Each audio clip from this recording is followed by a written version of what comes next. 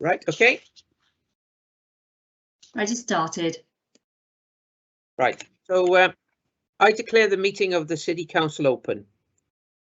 This meeting is being conducted remotely in accordance with the Local Government and Elections Wales Act 2021 and the Remote Meetings Protocol agreed by Cabinet, which will operate alongside the Council's standing orders to ensure that we continue to take democratic decisions in an open and transparent manner. I would remind members this meeting is being live streamed to the public. Can I request that you all switch off your cameras and mute your microphones when you're not speaking to ensure there's no unnecessary background noise and to help with the audio and visual quality of the broadcast. Council standing orders and code of conduct will apply at all times during this virtual meeting in the same way as ordinary meetings, and members should conduct themselves accordingly. Can I also remind members to ensure their chat function is switched on and to use that facility to indicate to me when they wish to speak on a particular item. Please do not speak until I invite you to do so, and remember to unmute your microphone and switch your camera on. For the benefit of everyone watching on the live stream, when I invite members to cast their votes on any particular item, they will do so electronically using the voting facility in the chat function. The votes will be automatically counted and are recorded on the system, but individual votes are not identified on the screen, and the chat room poll is not available on the live stream for public viewing. However, I will announce the number of votes cast for and against and any abstentions before I declare the result. As well as being broadcast live, a recorded version of this remote meeting will be uploaded onto the Council website for public viewing as soon as possible after the meeting. Welsh translation of the proceedings can be provided upon request.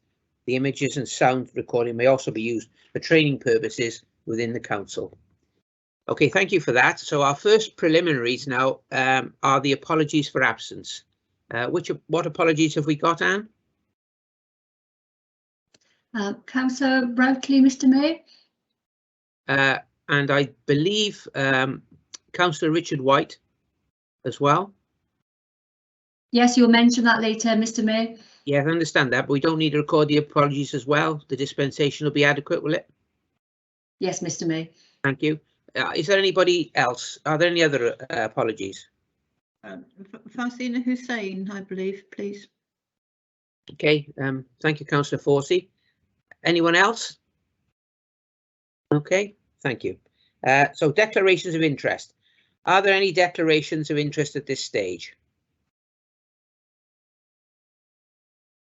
Now, if any declarations of interest arise during the course of the meeting, the member should draw this to my attention by using the raised hand facility or by posting a message in the chat box. I would now like the leader to introduce our newest councillor. Thank you, leader. Thank you very much, Mr. Mayor, and it gives me great pleasure this evening to present to you, Mr. Mayor, the new member for the Victoria Ward, Councillor Gavin Horton. Okay, thank you. If I can't see Gavin's picture here, but welcome aboard, Gavin. I'm sure you'll. Oh, there we are. Very pleased to meet you for the first time, and I'm sure you'll enjoy the experience. Is perhaps the wrong expression, but I'm sure you'll find it very rewarding. Thank you. So now item 2 is minutes. So the minutes from the 23rd of November are before us. Are there any points of accuracy? Are there any points of accuracy? No. Okay. So I now move the minutes as a true record. Is there a seconder? Somebody second it, please. I'll second, Mr. Mayor. Thank you, leader. So would all those in favour please indicate by clicking on the voting application in the chat box, and I will give all members a short time to cast their vote.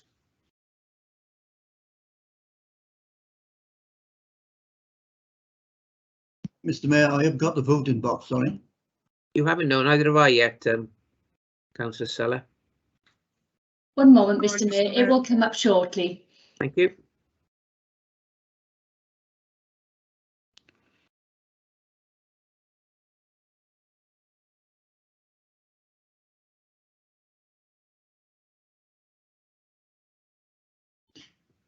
Members have that in front of them now.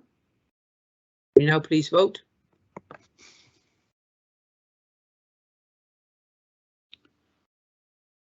Okay. That is carried. So the next item is appointments. Councillor Harvey, to introduce this item, please. Thank you, Mr. Mayor. Just a point of accuracy on the minutes in front of us. Councillor, I forgot his name. Oh dear. Sorry. He's not going on the one school that it says in the paper. Councillor Horton will be going on as an LEA governor for Baysleg School, replacing the previous governor. And I would also like to, we'll do the dispensation in a minute. And Councillor Janet Cleverly is replacing Councillor Chris Evans as chair for Performance Scrutiny Committee. Yeah. And Councillors Hollyoak and White, I'm requesting they have dispensation for 6 months under Section 85 of the Local Government Act 1972. Thank you, Mr. I'm sure Gavin will be upset you forgot his name already, Councillor Harvey. Long day. So what I'm proposing to do now is to, I'm going to take, although this is one item, I'm going to take these votes separately. Okay. So the first. Mr. Mayor, could it be seconded first by Councillor Fairweather? Yeah, sorry about that, Councillor Fairweather. Will you second? Happy to second, Mr. Mayor. Thank you. Right, so now we move to voting on the first item there, which are the Councillor Janet Cleverly and Councillor Horton on basic school governing body. So if we can have the vote box up, please, then we'll all vote.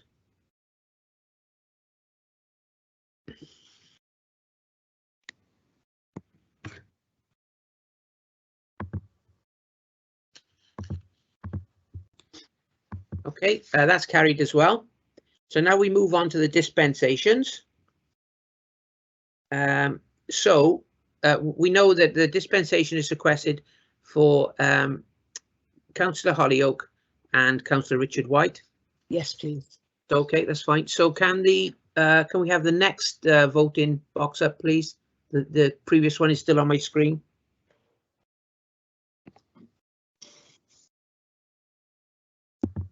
Yeah, okay, so members now please vote.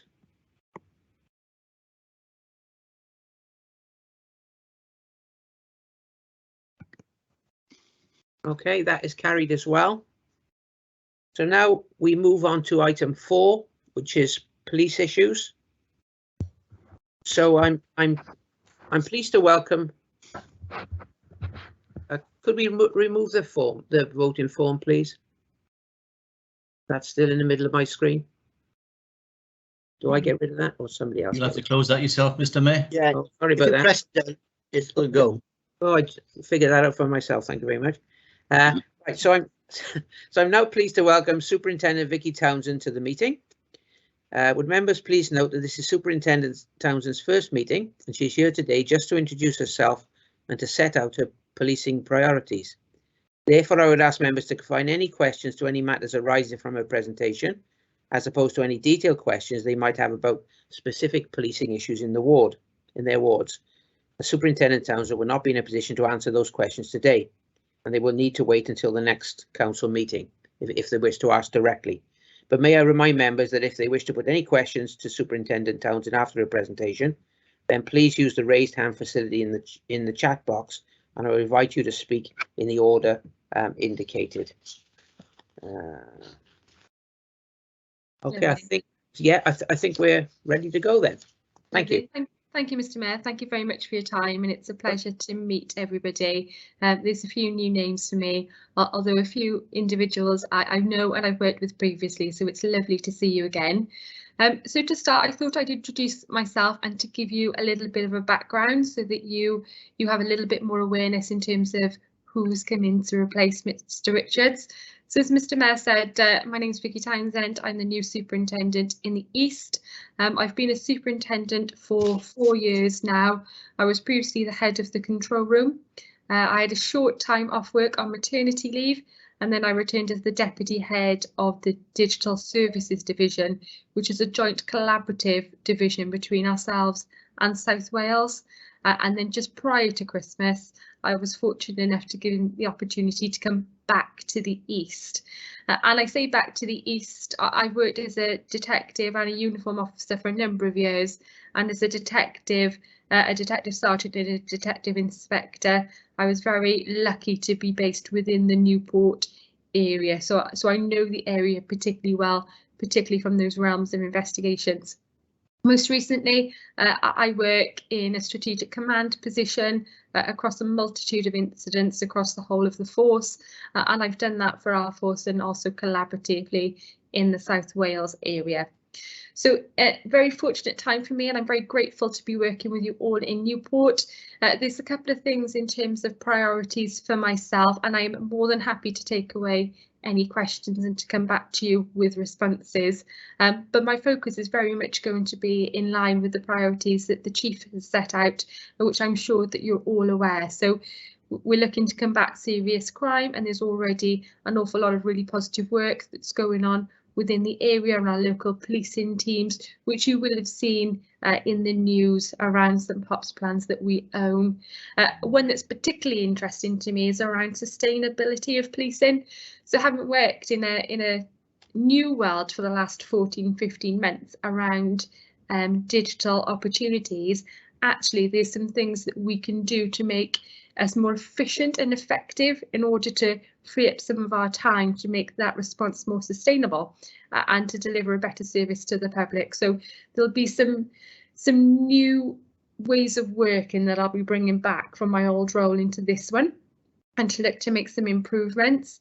I've got a big focus on community policing and how we engage with the communities, and having worked in that world before, I've got a chief inspector by the name of Sarah Greenan, who I'm sure that most of you know, and that's going to be a priority for us moving forward.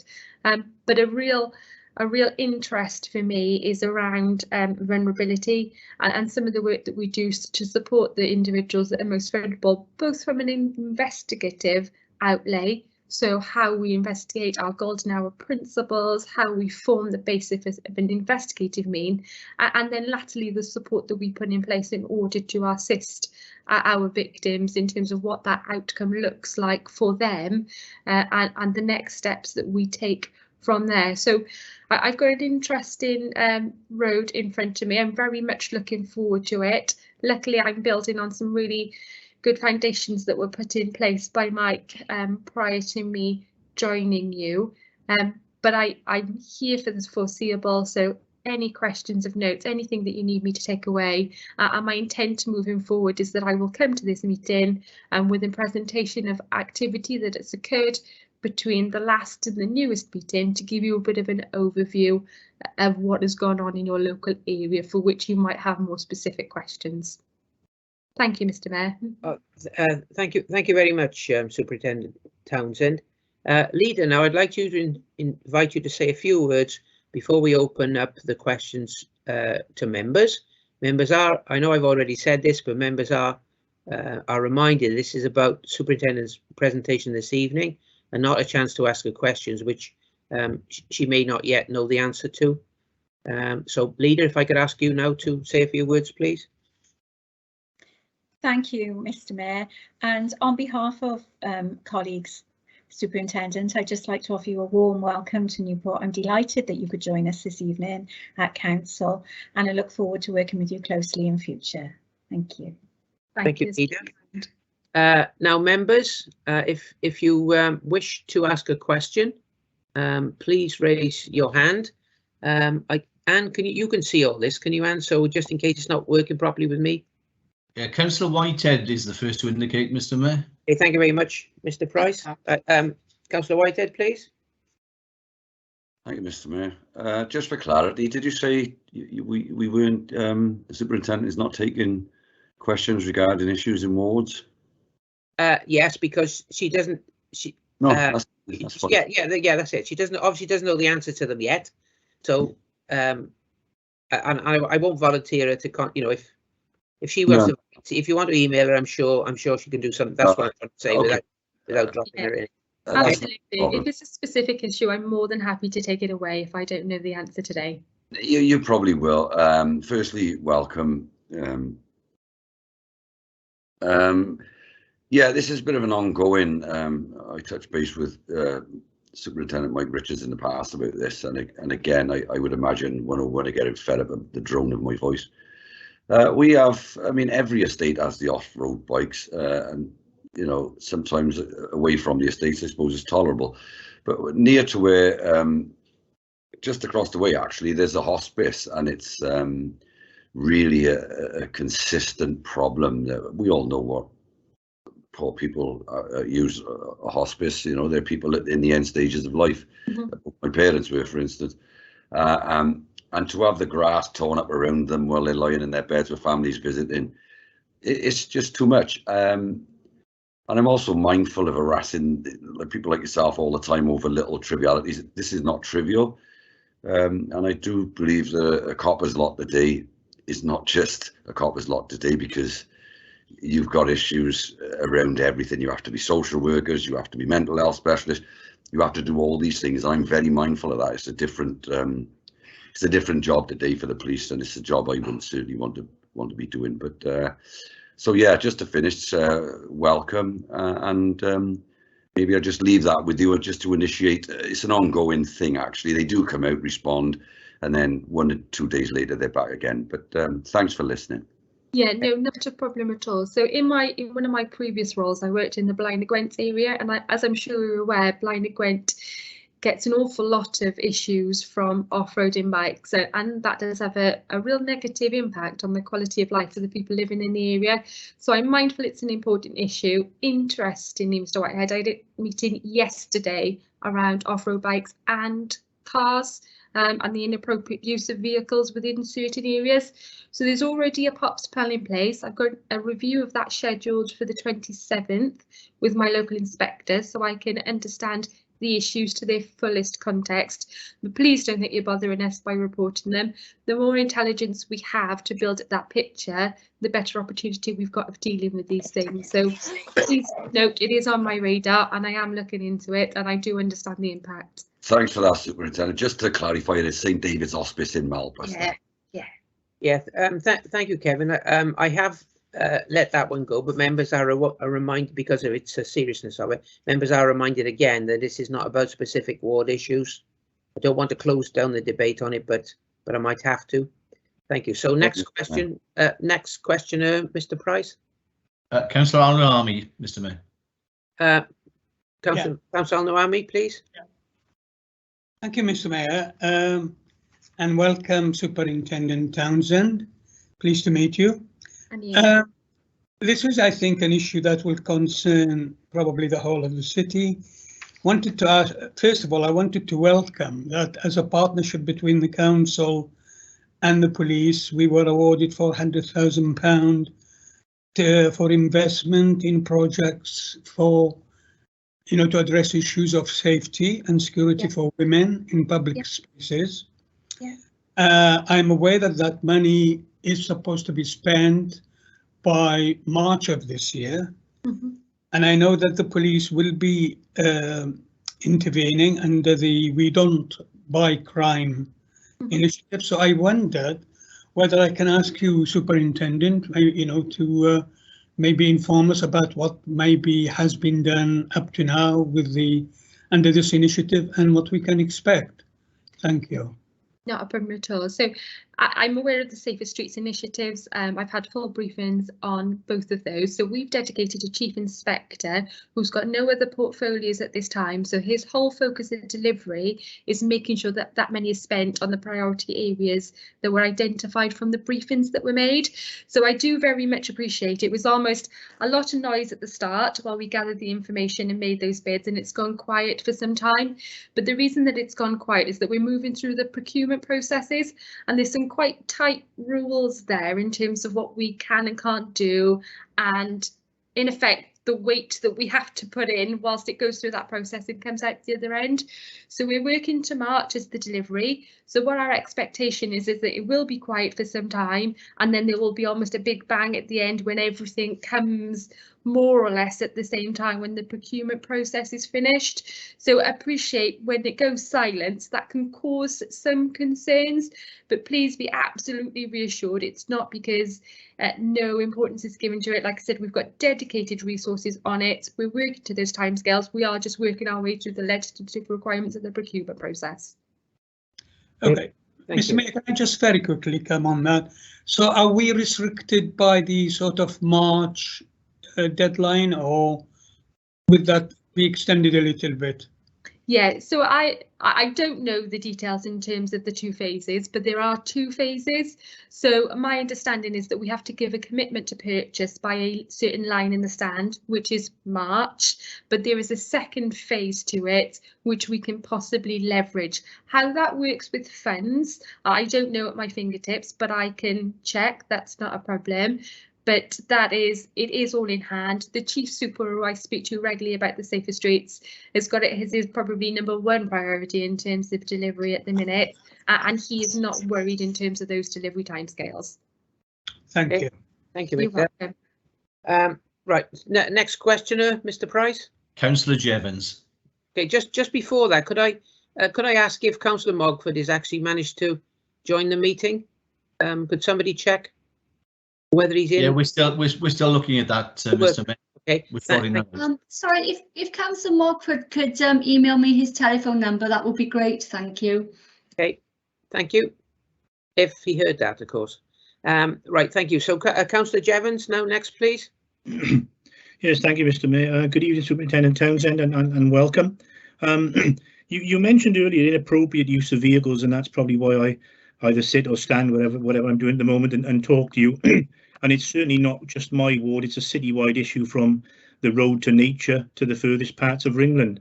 And it's about the vehicles on a Sunday night, especially using the Southern Distributor Road as a racetrack. Again, there was a big gathering on Sunday night this week, and I've asked on many occasions about the use of the Ghost Safe van, about police intervention with these people, and even working with them to try and calm this down. It is inappropriate for people who live near that Southern Distributor Road. So please, could you take that back further with Inspector Corley and an inspector on the west and try and come to some sort of conclusion?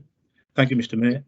Absolutely not a problem. So there is a POPs plan in place, as you reference, and Inspector Corley is owning that, and I will give it a review, as my intent is to review all POPs plans over the next 10 days.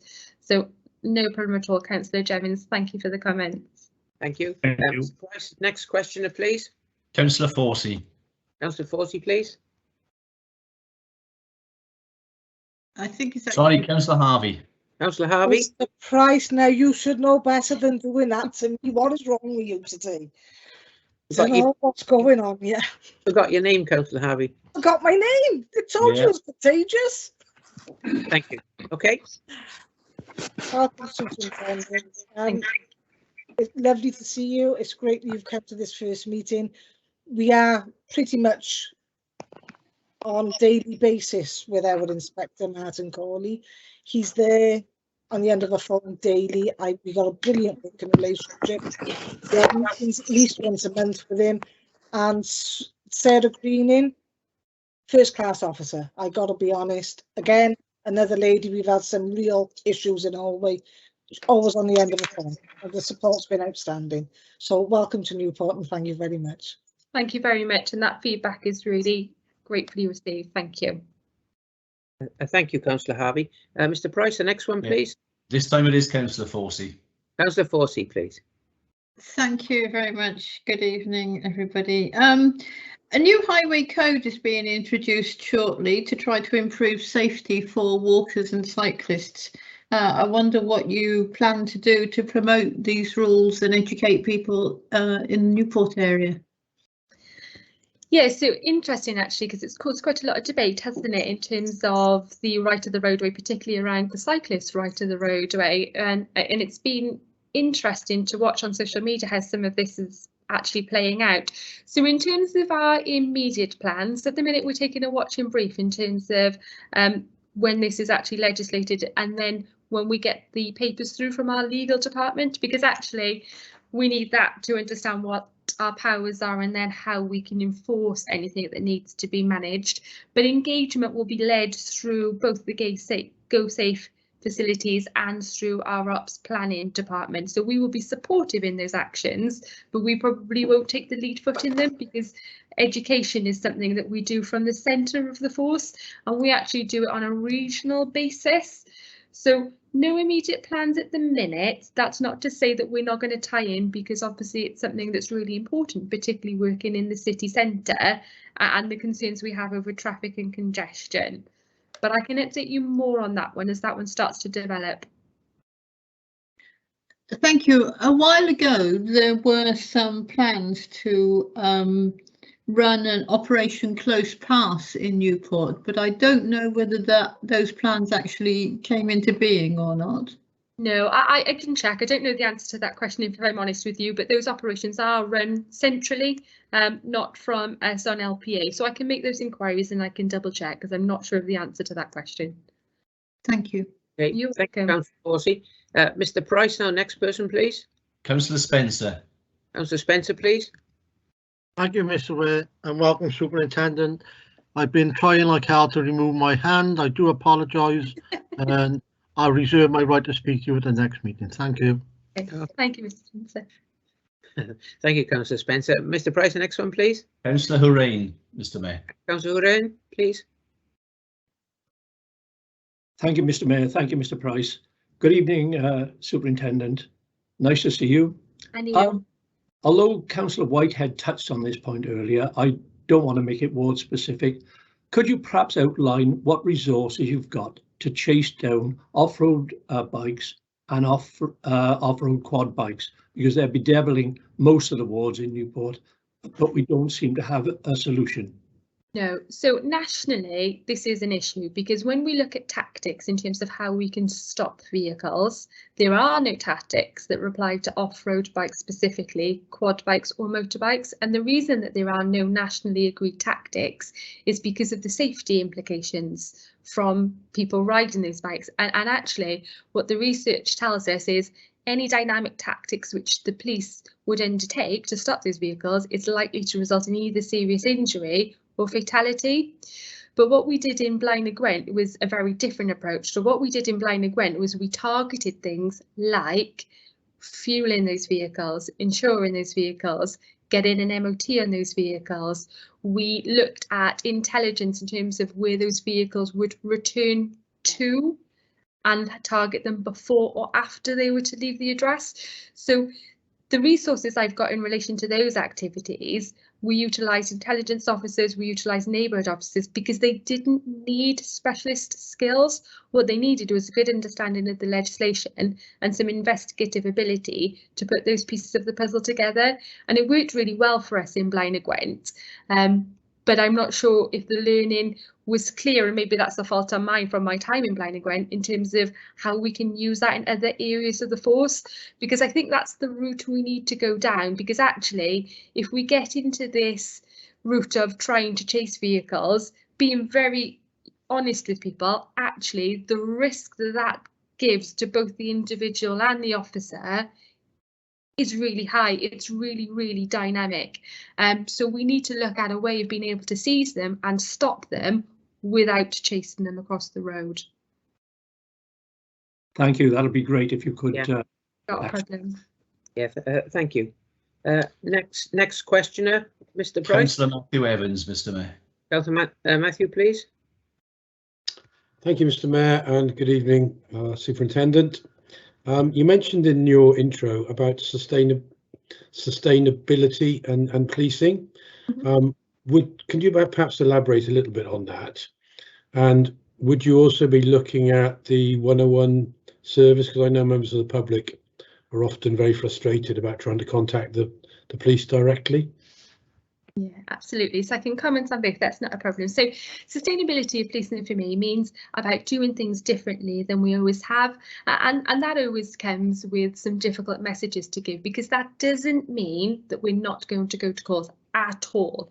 What it means is when we're trying to do something, is there a more efficient way of doing that activity? And I'll give you some examples. So So we've now all got one of these in the police service. It's a Samsung X Cover Pro. I can update a police intelligence system from this device as easily as I can, go back to a station, log onto a computer, update it, and then carry on to a call. As you can imagine, it's much quicker to use my mobile phone rather than to go back to the station. However, the messaging that can give to members of the public is sometimes difficult, because unless we get it right, members of the public don't always understand that actually I'm doing this to try and make it quicker so I can go to the next call. I am generally not playing on my phone or texting my mum. But we need to get those messaging across so people can understand what we're doing. And we've got lots of new technology that can help us in this way. So facial recognition, you'll have probably seen the comms go out in terms of Gwent now having access to retrospective facial recognition. And if people miss that, I'm not trying to cause concern at all. That is not live time facial recognition. We do not scan crowds. We do not just use it against anybody. This is for people who have committed an offence. So we've got a CCTV image of them, maybe for example from Asda CCTV. And the old way that we would manage that is that we would send it round to every briefing station in all the stations. We would brief every single shift on it. We would email it to everybody to say, does anyone know who this is? Well, what the new system does is it puts it through our custody system, so only compares it to people who've been arrested by us, and it will tell us yes or no whether they've been arrested and give us a name. So it's a much more effective, efficient way, and in honesty probably much more successful, of identifying an individual as responsible. So whilst I've been in DSD, I've been working on 26 different projects, all of which have a technical aspect to them and which can deliver efficiencies for them. So one of the reasons I've been asked to come back into this role while I've had is to bring that knowledge and those opportunities with me so we can look at what efficiencies we can make for the front line. So that's that bit. I've got lots more examples, but I won't go into them all. No, it's good to hear. In terms of 101, so obviously I was the head of the control room for 2.5 years before I went on maternity leave in May 2020, and so I've got lots of knowledge in relation to 101. The waiting times are slightly different now than when I was in there, not to do with me, I'm sure, but because demand has increased as we are looking through post-COVID activities, and we can see that the calls have increased.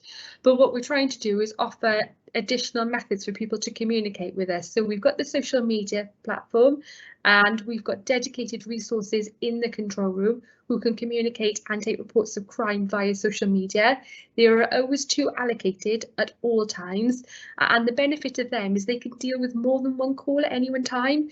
So an average social media operator will deal with 6 to 7 individuals at any one time as opposed to one call. So where it is suitable and the individual is comfortable, we're encouraging that use because it's more likely that they will get a quicker response, and actually they can do it in their own time whilst they're doing the ironing or whatever else they would like to do at the same time. We're also looking at virtual responses. So we are all using Teams nowadays, and actually some people want to speak to us in person but don't actually want us necessarily to go to their house. So where we can, we're saying to people, OK, let's have a conversation on Teams then. If that would make you feel comfortable, alleviate your concerns, we can do it a bit quicker rather than coming to your house, because I've got an officer here now who can't travel but can talk to you, and it's quicker than them waiting for 101. So we're exploring lots of different things and we're using technology to the best of our advantage. Great, thank you very much. Okay, thank you, Matthew. Mr. Price, the next questioner, please. Yeah, Councillor Trevor Watkins. Councillor Watkins. Thank you, Mr. Mayor. Welcome, Superintendent Townsend. My questions was basically on Councillor Evans, and you've elaborated on what you were doing or going to propose to do to increase the officers on the front line and make them more digital and quicker in responses. That's all I wanted. You've done that very well without me asking too many questions. Thank you, Superintendent. Thank you very much. Thank you, Councillor Watkins. Mr. Price, the next questioner. Councillor Suller. Councillor Suller, please. Thank you, Mr. Mayor. Superintendent Townsend, welcome. Thank you. In the Isle Ward, we get the same problems as a lot of other wards with speeding bikes and off-road, speeding cars, off-road bikes. Do you ever confiscate their cars and take them away from them? Yeah, we do. So we do Section 59 warnings quite a lot, and we do Section 59 seizures quite a lot. I don't know if you'll forgive me if I'm teaching you information you already know, but we've actually recently centralised our roads police and support team. So they now service the whole of the force, and actually we've had a slight uplift on numbers, and what we've given a focus on is around their knowledge about dealing with road legislative matters, because it's been recognised that actually, whilst at the very lowest level, issues attached with vehicle starts antisocial behaviour, if we're not careful, what it can lead to are some quite serious consequences in terms of injuries, fatalities, drink driving related offences, because like any other type of behaviour, it's antisocial behaviour with a car which can escalate very quickly. So the force has put a lot of investment into that unit. They've centralised them, they've given them a lot of additional training recently, and we have a cohort of that group that are allocated to Newport to work with us. So every day I will have at least 6 of those, I'll call them experts, but I probably won't tell them that to their face, working mornings, and I will have 6 working nights. They work 12-hour shifts, 4 on, 4 off, between 7 AM till 7 PM, and then 7 PM till 7 AM. Thank you, Superintendent. And just to say that we have a meeting with Sergeant Mervyn Priestley every last Thursday. Are you attending that? Yeah, no, I probably won't attend the meeting with Merv. Hannah Wise, the inspector, will be. Okay, thank you very much. Thank you, Mr. Mayor. You're welcome. Thank you, Councillor Seller. Next question, Mr. Price. Councillor Carmel Townsend. Councillor Townsend, please. You're not related, are you? No, we're not. don't think No, it's so. an unusual name. Good evening, Superintendent. Recently, I've spoken to a few taxi drivers, or rather they've spoken to me in Newport, about a worrying trend of an increase in racist sort of comments and incidents while the drivers are working. I just wondered whether any efforts are being made to address this, or whether the police are aware of it, because it is quite a worrying development. And if you are aware of it, would it be possible for the taxi drivers or us or whoever to get together to meet these people and to try and iron out what the problems are? Yes, not a problem. So I'm personally not specifically aware of an increase for taxi drivers. That's not to say that my partnership chief inspector is not, and I'll speak to Sarah tomorrow in relation to that. In relation to hate crimes in general, we report on those daily and we review the investigations daily. So absolutely, if there is a concern in relation to these offences increasing and there's a concern in relation to the safety of those individuals involved, that is definitely something that we can look to put together. So in terms of contact, is that through yourself, Councillor? Yes, please. Okay, I'll look at that tomorrow. All right, thank you very much. Okay, thank you, Councillor Townsend. Next question, please, Mr. Price. No one else is indicated, Mr. Mayor, and the 30 minutes is up now anyway. Goodness, there we are. What timing, eh? Congratulate members in mostly keeping to the agenda and the timescale. And Superintendent Townsend, thank you very much for your attendance here this evening. Our councillors will be a lot more demanding at the appropriate time. Thank you very much. Absolutely fine. Thank you for having me. It's appreciated. Thank you. Right, so yep, we'll now move on to Treasury. Item 5, which is Treasury Management 6 monthly report. The leader to present this report, please.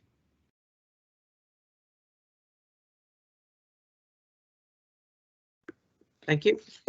Thank you, Mr. Mayor.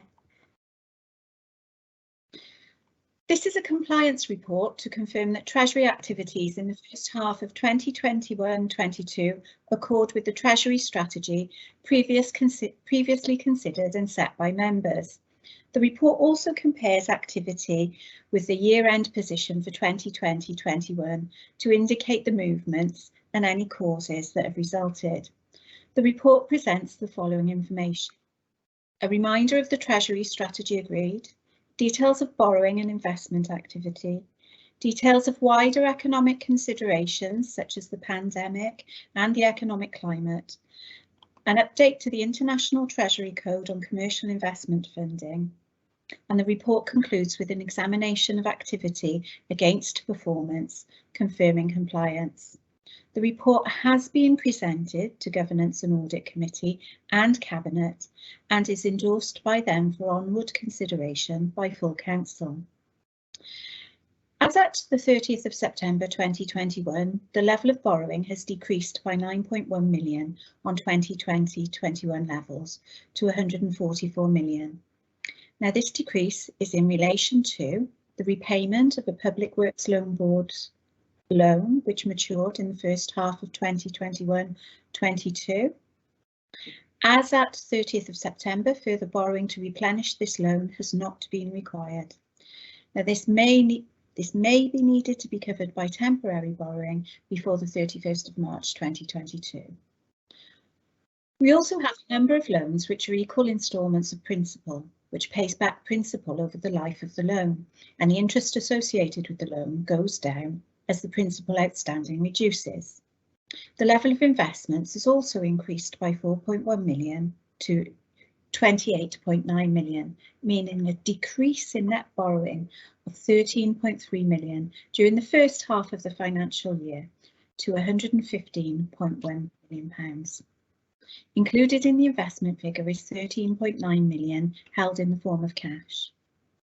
This is around 6 million less than year end, but due to the continuing pandemic, the authority has continued to keep more cash available at very short notice than is normal to cover any unexpected calls on cash flow. Currently, there's not much demand for very short-term borrowing within the marketplace, and in September, rates on deposits below 14 days with the debt management account deposit facility are still very low at 0.01%. The authority has its investment with other authorities of 15 million with slightly better but still low interest rates. It's anticipated that investments will reduce during 2021-22 as an alternative to borrowing until we reach the balance of 10 million, which will remain invested for compliance with Markets in Financial Instruments and Derivatives Directive. As a result of this collective position, Mr. Mayor, no new long-term borrowing was required to be taken out in the first half of the financial year. However, it is anticipated that the Council will need to undertake additional borrowing on a short-term basis for the remainder of the year in order to cover normal day-to-day cash flow activity. But with current capital expenditure forecasts, it is expected that there will be no specific requirement to undertake long-term borrowing this financial year, although external borrowing may still be considered to manage interest rate risks and the Council's longer-term borrowing necessity. Lastly, Prudential Indicators. The authority measures and manages its exposures to Treasury management risks using various indicators, and these can be found in Appendix B of the report. The report confirms the Council continues to comply with the Prudential Indicators set for 2021-22. Thank you, Mr. Mayor. Okay, thank you, Leader. Just before we move on to the debate, Councillor Hooverhain has requested that his legacy hand is removed. So could somebody do that, please? Thank you. Now, are there any comments on this proposal, please?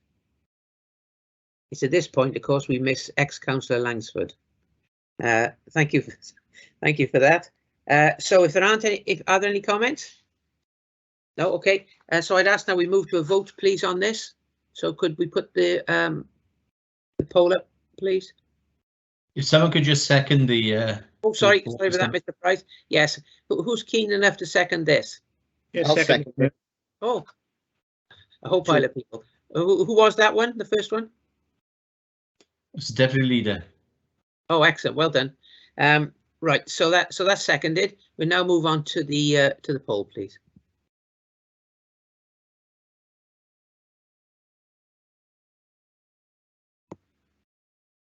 Okay. That's unanimous. Okay. Thank you. Right, so the item 6 next, we'll move on to item 6 now, which is the council tax reduction scheme.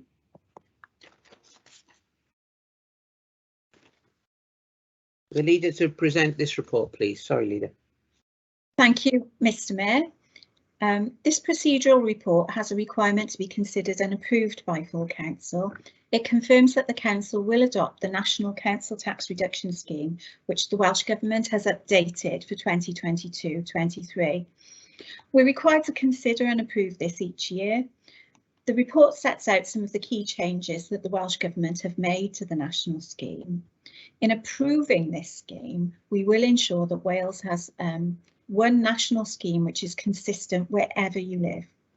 In addition to our approval of the scheme, we can consider a small number of discretions locally, and these are explained in the report.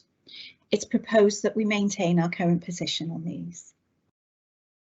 At this stage, I'd also like to take this opportunity to remind and encourage all of our residents who are in receipt of low incomes who require financial assistance to pay their council tax to contact the Benefits Department to apply for the scheme.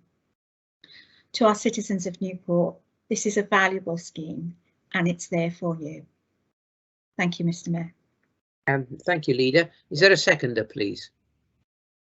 I can second that, Councillor Hughes. Yeah, thank you. Are there any comments on the proposal? No. If there aren't, we'll move towards a vote, please.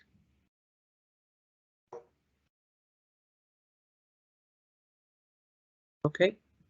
Mr. Mayor, I'm not getting the box. Well, neither am I, Councillor Watkins. It'll emerge now as if by magic. You watch. Well, it didn't emerge on the last vote. Oh, well. Oh dear. Well, it's here now. Right, good. So has everybody got access to this form, to this poll now? Anybody not got access? Could they put that in the chat box, please? Doesn't seem to be anybody who hasn't had access to it. So that is carried. Thank you. So the next item is item 7, Director of Social Services Annual Report. The leader will present the report and ask the Cabinet Member for Social Services to say a few words. Thank you. Thank you very much, Mr. Mayor, and I'm really pleased to present this report to colleagues today.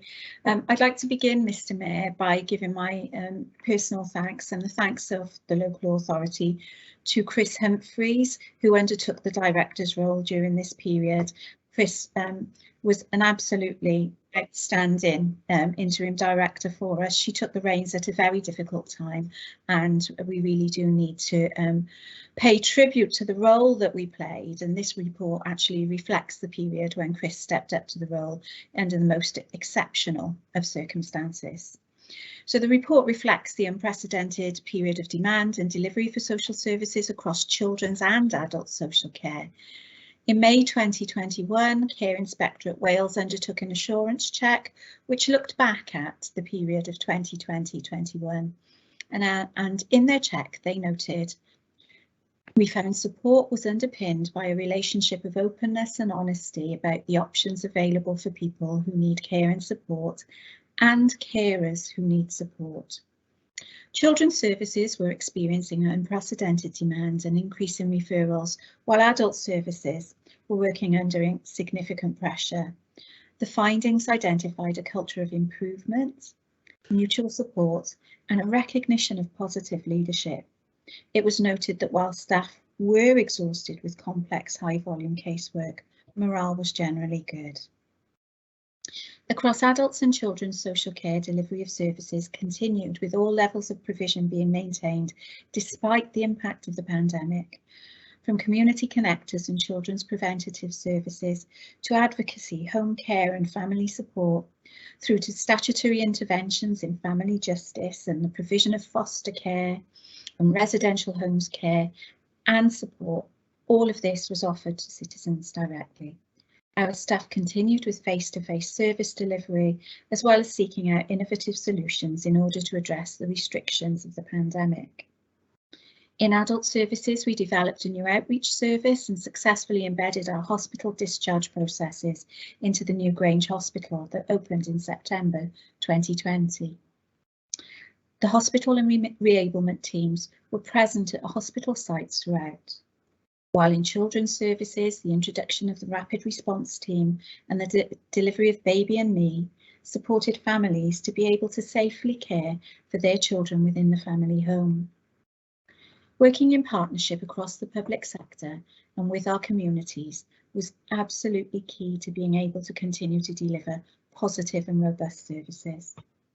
At all levels of social services, officers and members continue to represent NCC in regional and national fora, including the Safeguarding Board's Regional Partnership Board, Unaccompanied Asylum Seeking Children Regional Group, and a plethora of partnership groups specifically to address the demands of the pandemic and ensure services could be delivered effectively across all agencies. And Mr Mayor, while 2020-21 brought enormous pressures across social services, the report outlines the extraordinary ways in which staff continue to care for and protect our most vulnerable citizens. Going forward into 2021-22 will indeed bring significant challenges, but will undoubtedly create opportunities to continue to improve services. At this point, Mr Mayor, I need to pay tribute to the leadership that the Cabinet Member for Social Services, Councillor Paul Cochrane, has shown during this period, and I'd now like to invite to say a few words. Thank you, Lisa, and thank you for those kind words.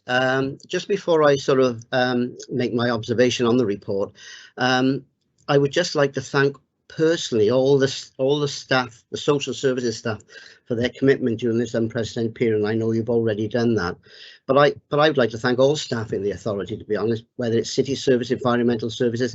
I think we all need to thank the staff. There's no question about that. They have been working hard with working meetings, and no one was sent down to the co-op with a suitcase to top up with alcohol. It saddens me that this has been an example set by our leaders who made the rules. If we look at the report now, I know it was compiled by Chris Humphries, and I totally support your comments on her stepping in that position as interim director, which she did extremely well. The report has been to scrutiny and was well received and supported. If I can just pull a few points out of the report, I know, and I might be repeating some of the things that you have said, Leader, but I just like to emphasise a few more. Residential services for children was such a success, so much so we are now leading the way in Wales, and the Minister praised us, and we'd like to share that good practice across Wales. Other projects such as Baby and Me, and I'm hoping Sally will come in a minute and give us the percentage of how many of those babies are not coming into care, they're staying with the mothers, and it's really unbelievable figure that she's going to announce later on. The MISS projects, family conferencing, Home First. We have over 380 looked after children, mostly in foster care. We have now increased our foster carers by 23. There are 26 new adoptions. We have supported over 70 street homeless with access to specialist substance misuse and mental health services. Over 5,500 residents have made contact with social services requesting information and help. This is just a small example of what we are doing. Yes, there has been challenges, COVID restrictions, staff sicknesses, retention, dom care, but we hope to recruit more OTs, paying dom cares the real living wage, increasing even more foster carers.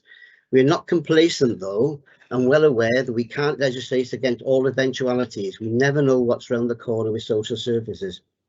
We are planning to hold seminars on a number of these exciting projects with members, so they'll have a greater insight into what we are doing in social services. I think I would leave it there, but I'd just like to make one point when the leader mentioned about the Regional Partnership Board. In the last 2 years, we have had over £7 million from the Regional Partnership Board to move on some of these exciting projects that we've sort of brought forward. So, as I say, I'll pass over now to Sally for more possible in-depth questions. Thank you, Mr. Mayor. Thank you. Sally?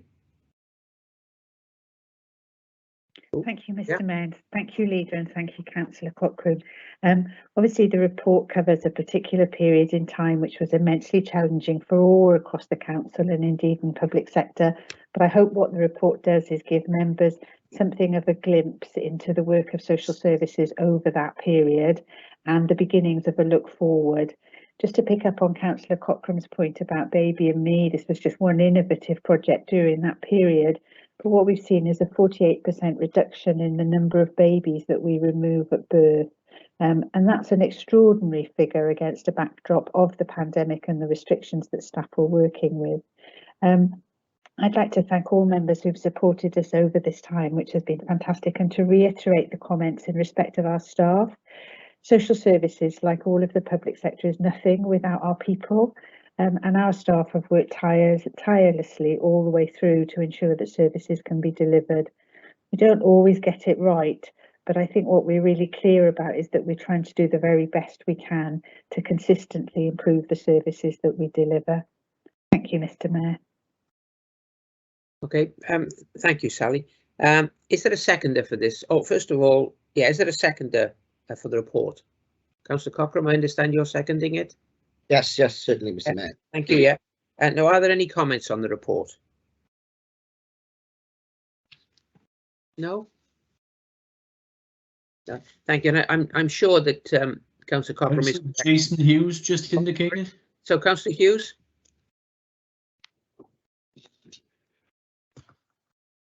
Thank you, Mayor. I just wanted to share my thanks really to especially sort of the comments made to Chris Humphreys, who was incidentally my first manager in social work almost 30 years ago. So I welcome the comments made, and as a social worker, I'm proud of the way that the teams have conducted themselves through very, very challenging times in Newport. I think it's often an undervalued role where staff face sort of immense daily challenges and often with little thanks. So I'm really pleased that this report acknowledges the work done by the council officers, by Councillor Cochrane and Sally and her teams. And as someone who spent much of their time, I think, in the fostering field especially, I'm really happy to see so much progress being done.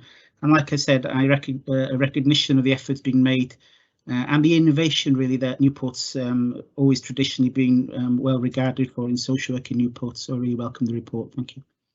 Thank you, Councillor Hughes.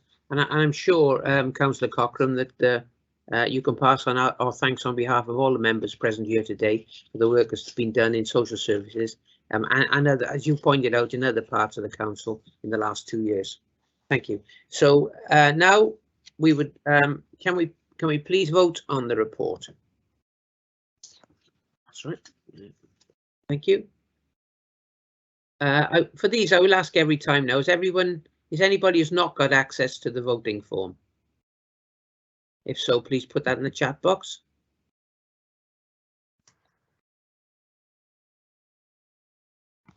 Thank you. That's carried. So now item 8 is the Gambling Act, statement of principles. So the Cabinet member will introduce this. Councillor Truman to present this report, please. Thank you, Mr. Mayor. Mr. Mayor, once every 3 years, the Gambling Act 2005 requires the council, in its position as the licensing authority, to review its gambling policy. The current gambling policy came into force in January 2019, and so a reviewed policy is presented to you today. The current policy has worked very well and has supported businesses and guided the council and its officers. This has led to this revised policy containing very few amendments. Proposed changes are mainly undated references, data, and dates. The main principles of the policy remain unchanged. The policy continues to support the 3 licensing objectives, which are 1, crime reduction, 2, maintain fairness, and 3, and very importantly, protect children. It seems unlikely the UK government will conduct a wide-ranging review of gambling regulation during the year. If this is the case, we may need to carry out a more in-depth policy review ourselves to deal with any new approaches. The proposed policy before you went out for formal consultation between the 16th of August 2021 and the 31st of October 2021. Just one representation was received from the firm of solicitors who represent the Betting and Gaming Council. This representation is reproduced within the report. As a result of this input, several minor changes were made to the policy.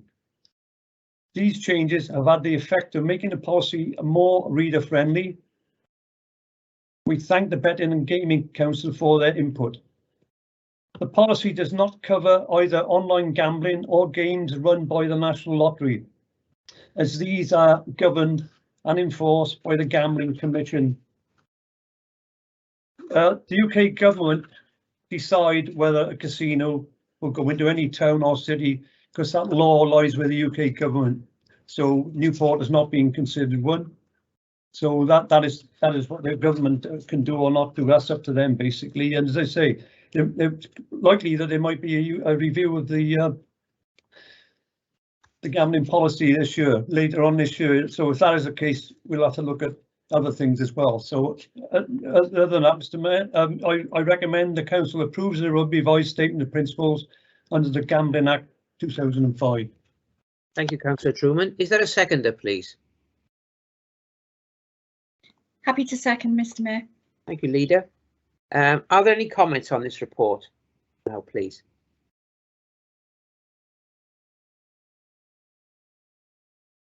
Okay, now we'll vote on it now, please.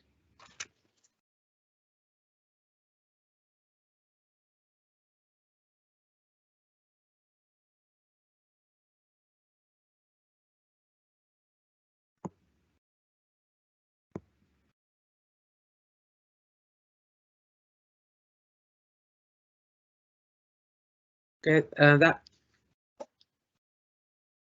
is carried.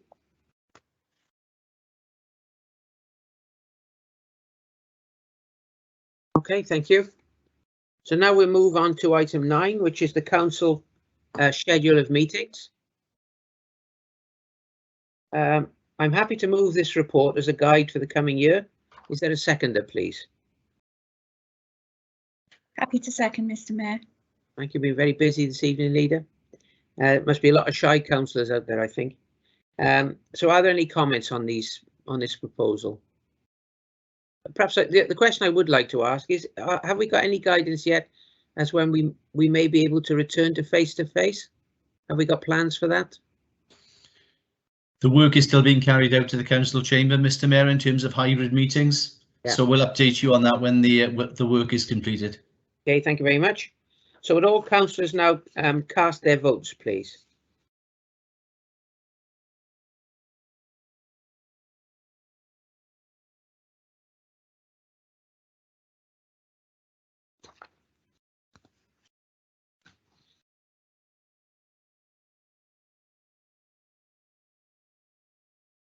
Okay, thank you.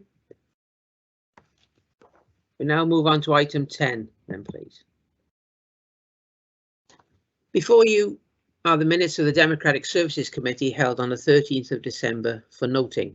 However, there is one matter that has been referred by Democratic Services Committee to full council for a decision, and that matter is before us today. Under item 5, there was a minuted discussion about whether the committee should recommend the council appoint a presiding member to chair council meetings as from May 22.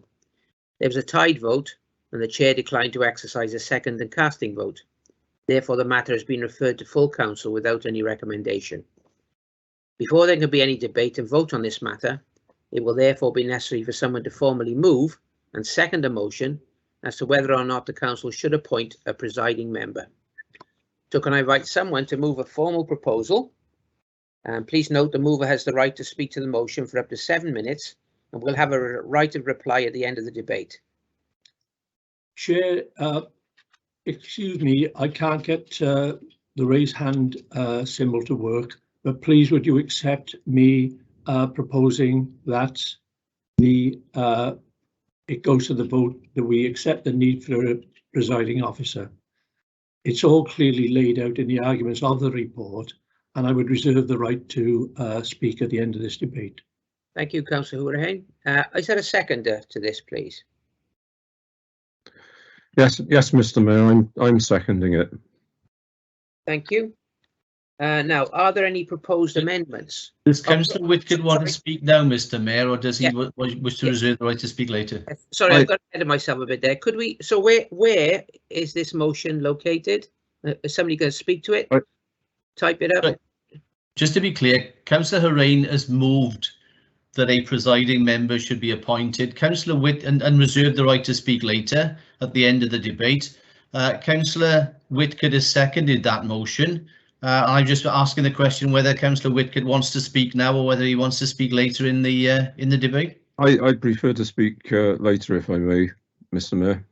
Thank you, Mr. Mayor. Now, Mr. Mayor, you can invite any amendments. Mr. Mayor, point of order, please. Sorry. Thank you, Councillor Fowler. I did hear you. Yes. What would you like? What's your point of order? It's my understanding, Mr. Mayor, that the motion has to be presented in writing for all members to see. I haven't seen this motion. And neither have I, Councillor Fowler. So therefore, is it a legal motion, Mr. Mayor, if it hasn't been presented in a formal fashion to members of the council to see? No, it's perfectly acceptable, Mr. Mayor, for Councillor Hourihane to move this verbally. Now, if there's a lack of clarity about the motion, normally where it's a composite motion, then you can ask for it to be committed in writing. But the motion that's just been put forward is simply to appoint a presiding member. So I'm not sure what benefits there would be in putting that in writing. Well, it would but be it's a useful, valid Mr. motion on the have minutes of Democratic Services Committee. Yes, it would be useful, Mr. Price, to have the motion put properly so we could hear it properly, rather than just say that I want to put forward a motion for a presiding officer. What are the reasons for that? He doesn't have to give reasons, Mr. Mayor. Councillor Hourihane will speak later in the debate if he wants to explain the reasons. What he said was that the reasons were set out in the minutes of the committee. The motion that he's moved is simply that the council should appoint a presiding member. I'm not sure what other clarification you need in writing. Are there, and Mr. Price, it's we've only received this today, and there's nothing wrong with that, is there? We don't need it. There's no. It's in the minutes, Mr. Mayor. You see, it's referred on the minutes of Democratic Services Committee. Normally, there would be a recommendation from Democratic Services that you would debate in committee. It was simply because there was a tied vote that there's no recommendation before you. Now, Councillor Hourihane has filled that gap by actually verbally moving that council appoints a presiding member. That's a valid motion in accordance with standing orders. It's been validly seconded by Councillor Whitcomb. I don't really see why that needs to be committed to writing, because there's no detail there. It's not a composite motion. It's simply to appoint a presiding member. So my advice, Mr. Mayor, is that it's a perfectly valid. Chair, can I ask a question on that? Yeah, I'm sure you will be able to make that. Let me just. Sorry. So no, it's not. Don't worry, I've got you on. You're the first person. Don't worry. Right. So we now move to questions. The first person or debate. The first person will be Councillor Al-Namami. Well, before you move on, Mr. Mayor, if we're accepting it's a valid notice of motion that's been validly seconded, the issue is: are there now any amendments that you want to accept? Right. Well, the first point is: are there any amendments to this? Mr. Mayor, I suspected this was going to get very complicated, but having heard the motion, and I wouldn't support the motion, I'm happy to speak against the motion, but I also would like to move an amendment to ensure this comes back to Democratic Service Committee before taking any further decisions, because we haven't been informed of how long this appointment will be for. We haven't had any inclination of whether it would be an opposition member appointed, whether it would be somebody from the ruling party. So we really don't know any details. So I think it's quite poor to put forward such a motion which is not going to have cross-party support and certainly not going to have the support of the Conservative group, without having a proper, and we can have a debate today if we like, but I move that it goes back to Democratic Services Committee before a final decision, and then a recommendation comes back to Council. Okay, thank you, Matthew. Is there a seconder to Matthew's amendment? Yes, I'll second that amendment, Mr. Mayor. Thank you, Councillor Fairweather. So now, if we could I just ask, do all members realise what this is about? I think that's quite important, really, because as I understand it, and you can correct me if I'm wrong, it's taking away the role that the mayor currently does, that I do chairing these meetings, and that other members who are in this chamber this evening was also done over a very, very long period of time. And there are we are to do members putting forward this motion. Have put some thoughts together of what the allowance will be for this role? Sorry, Mr. Mayor. I mean, we're going into the debate now. No, the reasons are set out in the minutes of committee. I do understand that, but this is the question that I'm asking is if members.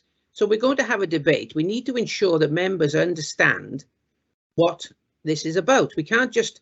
The motion itself is very clear. I don't. Order, Mr. Mayor. Mr. Mayor, you're chairing the meeting. I do understand that I'm chairing the meeting, but there's no reason. As I understand it. Point of order, Mr. Mayor. If you just wait while I explain.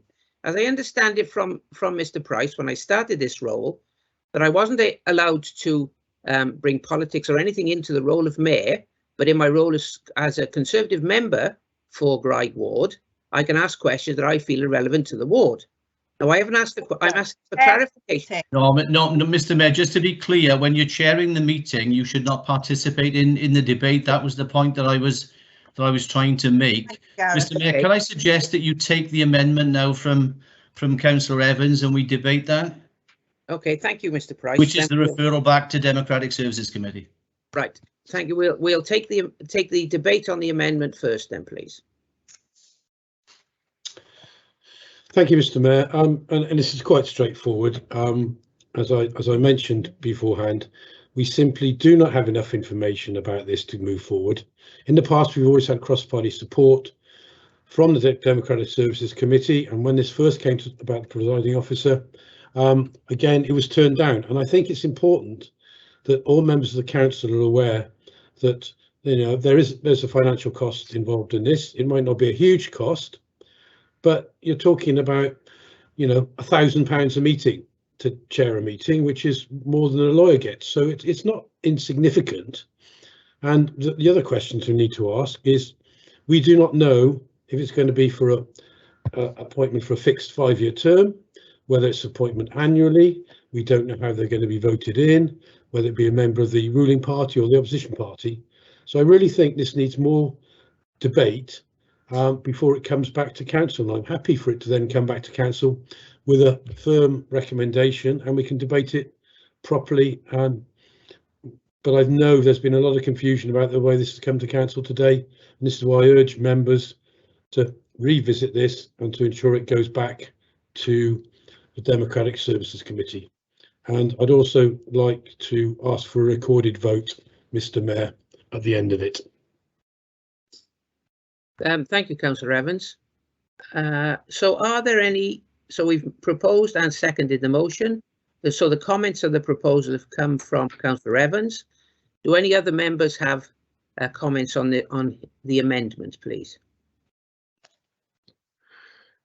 Yes, Mr. Mayor. Thank you, Councillor Whitcutt. Mr. Mayor, I just want to address the particular issues which Matthew has raised there about sending it back to council. It's perfectly straightforward that if the motion is if the substantive motion is passed for a presiding officer, then it will go back to Democratic Services to flesh out and to thrash out the detail. So it seems to me a fairly straightforward issue. It's not an open-ended matter. It really is something which has been on the agenda in the past, but now I would suggest that the time is right to revisit it.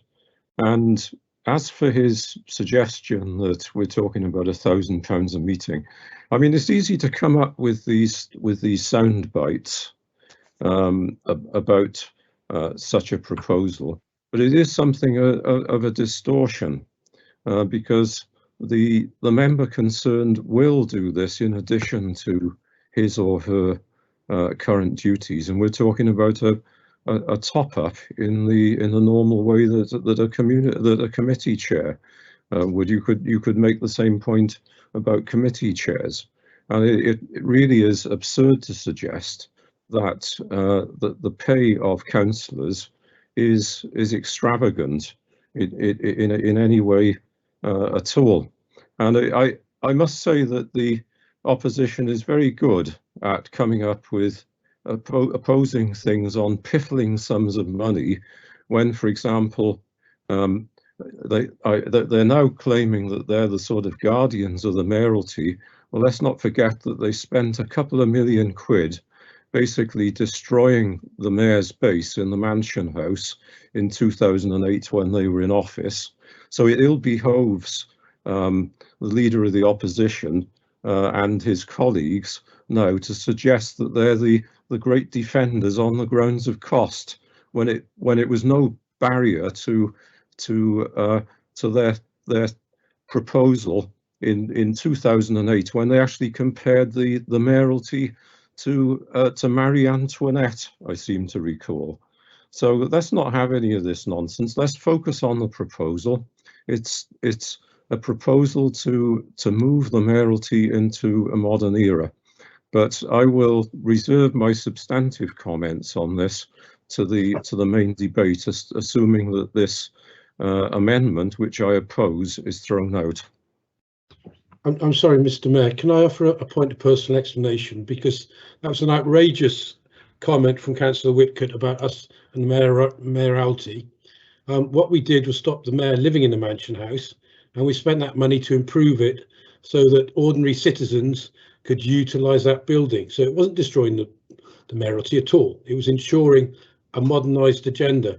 And just a point of clarification from Gareth Price, please, because the motion, as I understand it, just said to appoint a presiding member. There was nothing in that to refer it back to the Democratic Services Committee. So can I have a ruling from the Head of Law and Standards, please, as to whether that should have been included in the motion? No, Mr. Mayor, the council can resolve to appoint a presiding member.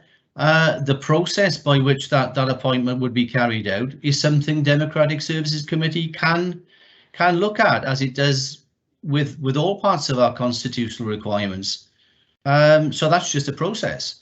At the end of the day, the presiding member will be a full council appointment. But in terms of any detail about who can apply and how that would be dealt with, then Democratic Services Committee would be perfectly entitled to have a view on that and bring forward a further recommendation. It doesn't, in my view, detract from the substantive motion. Okay, so Councillor Evans, you happy enough with that response? Councillor, and I can see you there. I'll move on to you next. It's all right. It's fine. Sorry, Mr. Mayor, when you're debating the amendment, Councillor Horain will have a right of reply right at the end anyway. Just I see he's indicated, but as the mover of the substantive motion, he's got a right of reply anyway at the end of this debate. I wish to reply to or talk to the amendment if that's your wish, Mr. Mayor. What I'm saying is Councillor Horain will have the right to reply to the amendment at the end. He's got a right to sum up. To the amendment? Yes. Yeah, okay. But what point will that take? Once the debate on the amendment's finished? Yes.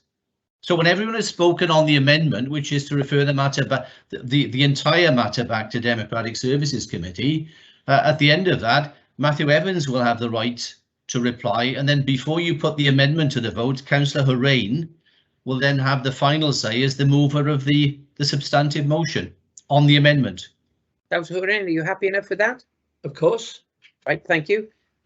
So are there any more comments on the amendment, please? Well, in terms of the raised hand, Councillor Al-Nimami had indicated after Councillor Evans. Yeah, I did indicate. I wasn't sure whether at what point. So at the moment we've got Councillor Al-Nawami in the list. Have we got others? Well, Councillor Whitcott. Point of order, Mr. Mayor. And then Councillor Whitehead after Councillor Whitcott. Mr. Mayor, Point can of I order, just, Mr. Mayor. can I just... Wait a minute. We've got a point of order coming. I can't see who that is. So can somebody? It's Councillor Mogford. It's Councillor Mogford. Sorry. Councillor Mogford. Yes. Councillor Evans asked for a recorded vote, and I presume that was for the amendment. Does the procedure not say that it needs support over a number of councillors? So that we yes, don't it needs forget? 5 members, Mr. Mayor, but we can ask for that at the end of the debate before we put it to the vote. Thank you. Thank you, Mr. Price. So at the moment, then it's on the amendment. Councillor Al-Nawami, are we still discussing the amendment? Do you wish to discuss the amendment? Mr. Mayor, I raised my hand for clarification at the time, but we are now well into the debate. I was not going to take part in the debate. I just wanted a clarification. I think I will stand my hand down now. Thank you. Okay, thank you very much. Next, please. So Councillor Whitcott has already spoken. So Councillor Whitehead is next on the list. Yeah, Councillor Whitehead, please. Like Councillor Al-Nawami, really it was about the whole debate and not Matthew, so you can actually take my my hand down too. Okay, thank you.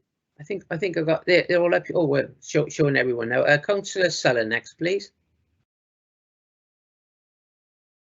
Thank you, Mr. Mayor. What are we doing here? We got against history. The Mayor is quite capable of presiding over these meetings at a cost of just his wages. It's history. Are we losing our mind about to have a history of Newport? It's an honour to be Mayor of Newport, and it's an honour to guide these council meetings. Thank you. Thank you, Tom. Councillor Watkins now, I think. Thank you very much, Mr. Mayor. I think I'm very supportive of this amendment, and I'm certainly supportive of the comments that Councillor Sulla has just made. It would seem to me that this is an attempt to reduce the role of the Mayor of the City of Newport, and I'm really concerned as to what would be driving that, because the mayoral role, from my perspective and from many others, is a very important role in this city, and part of that role, historically and ongoing in my view, is the chairing of the full council meeting. So I'm fully supportive of this amendment. I think that it is, I really am unclear as to what is driving this proposal, but in my view, it's wrong. Thank you, Mr. Mayor. Thank you, Councillor Watkins. Councillor Fairweather now, please. Yes, thank you, Mr. Mayor. As you know, I seconded the amendment put down by Matthew. I just think with this, the devil really is in the detail, and it would have been probably better to have had this debate within the Democratic Services Committee, setting out exactly what the new role will be before we've come to this position now of just railroading something through which shouldn't be happening. For me, you know, this isn't good. This isn't democratic.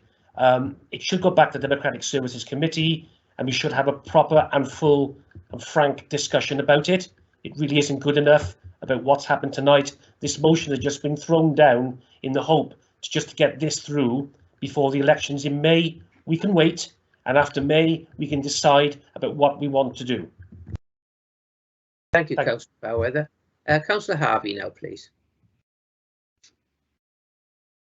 Councillor Harvey, are you? Yeah, sorry. Thank you, Mr. Mayor.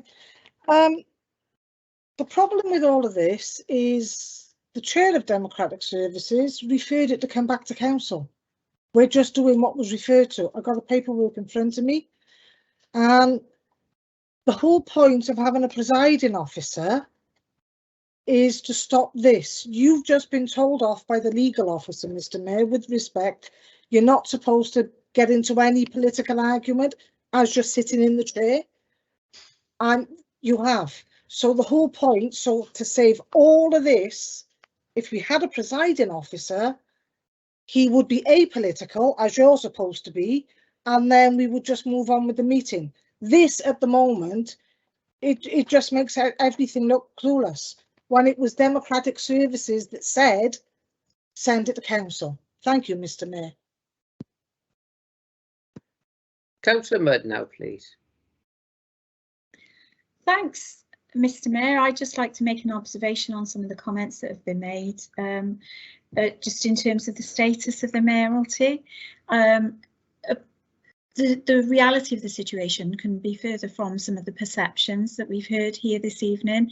In fact, this authority has applied to the Cabinet Office to have the status of the Mayor elevated to that of Lord Mayor as part of the Queen's Jubilee celebrations. So it's far from the fact that there is any desire at all to diminish the status of the mayoralty within Newport.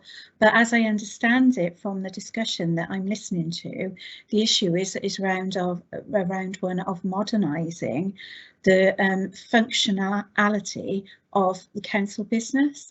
And as my business manager has just stated quite clearly, this was referred back to the council by the Democratic Services Committee chair. So there is an issue in relation to that, isn't it? If that Democratic Services Committee could not move to a conclusion on this particular item. They're just my observations. Thank you, Leader. Councillor Cochrane, please. Yeah, I think we want to have some honesty here. I have been the mayor and I have chaired the meetings, and it's not easy. And let's be clear, some people can chair meetings, some people can't. There needs a lot of training. We got to make it more professional. And it's not what Matthew said, it's just chairing the council meetings. I have got about 5 different seminars that I want to present to council, and the presiding officer, in my opinion, will be chairing those as well. That's besides all the other cabinet members. I'm sure they've got seminars that they would like to present. So it's got to be professional. With person needs training. I'll be honest with you, when I was in the role, I would say it was possibly in 6 months where I got an idea of what I was really doing. You made so many mistakes in the beginning. And that's where I'm talking about the honesty. That's too late, really, because you only got 6 months then to be a proper chair. So all I'm saying, some people can do it, some people can't. We want consistency right throughout. It's a professional. It's not about dumbing down the mayor, as the leader have said. We are pushing for a Lord Mayor. There can be more. Sorry about that. There can be more. Invitations for the mayoralty. It's not about taking the mayoralty down. It's really not. And I wouldn't be part of that. I'll be honest with that. I was fuming when the Conservative Party, as Councillor Whitaker said, when they got rid of the mansioners, because that was used more by the people of Newport than any building in the town at the moment. Thank you, Councillor Cochrane. Councillor Alan Morris.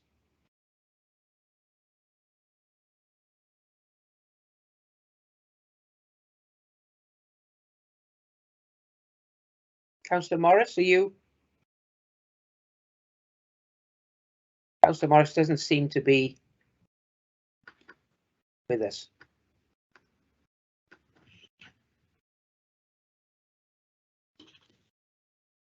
No.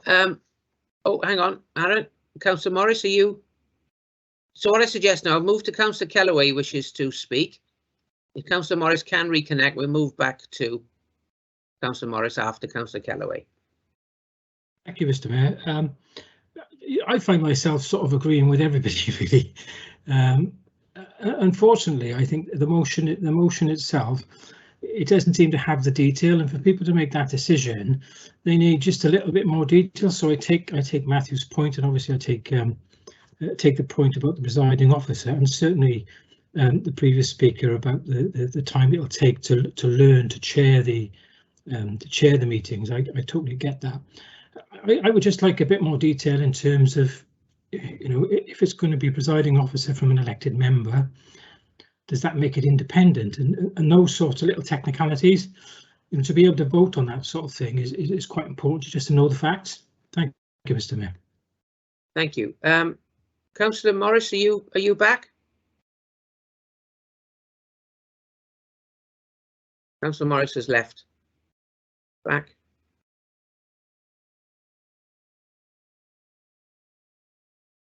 Just give him a few moments to see if he manages to reconnect. Are there any further questioners? Nope.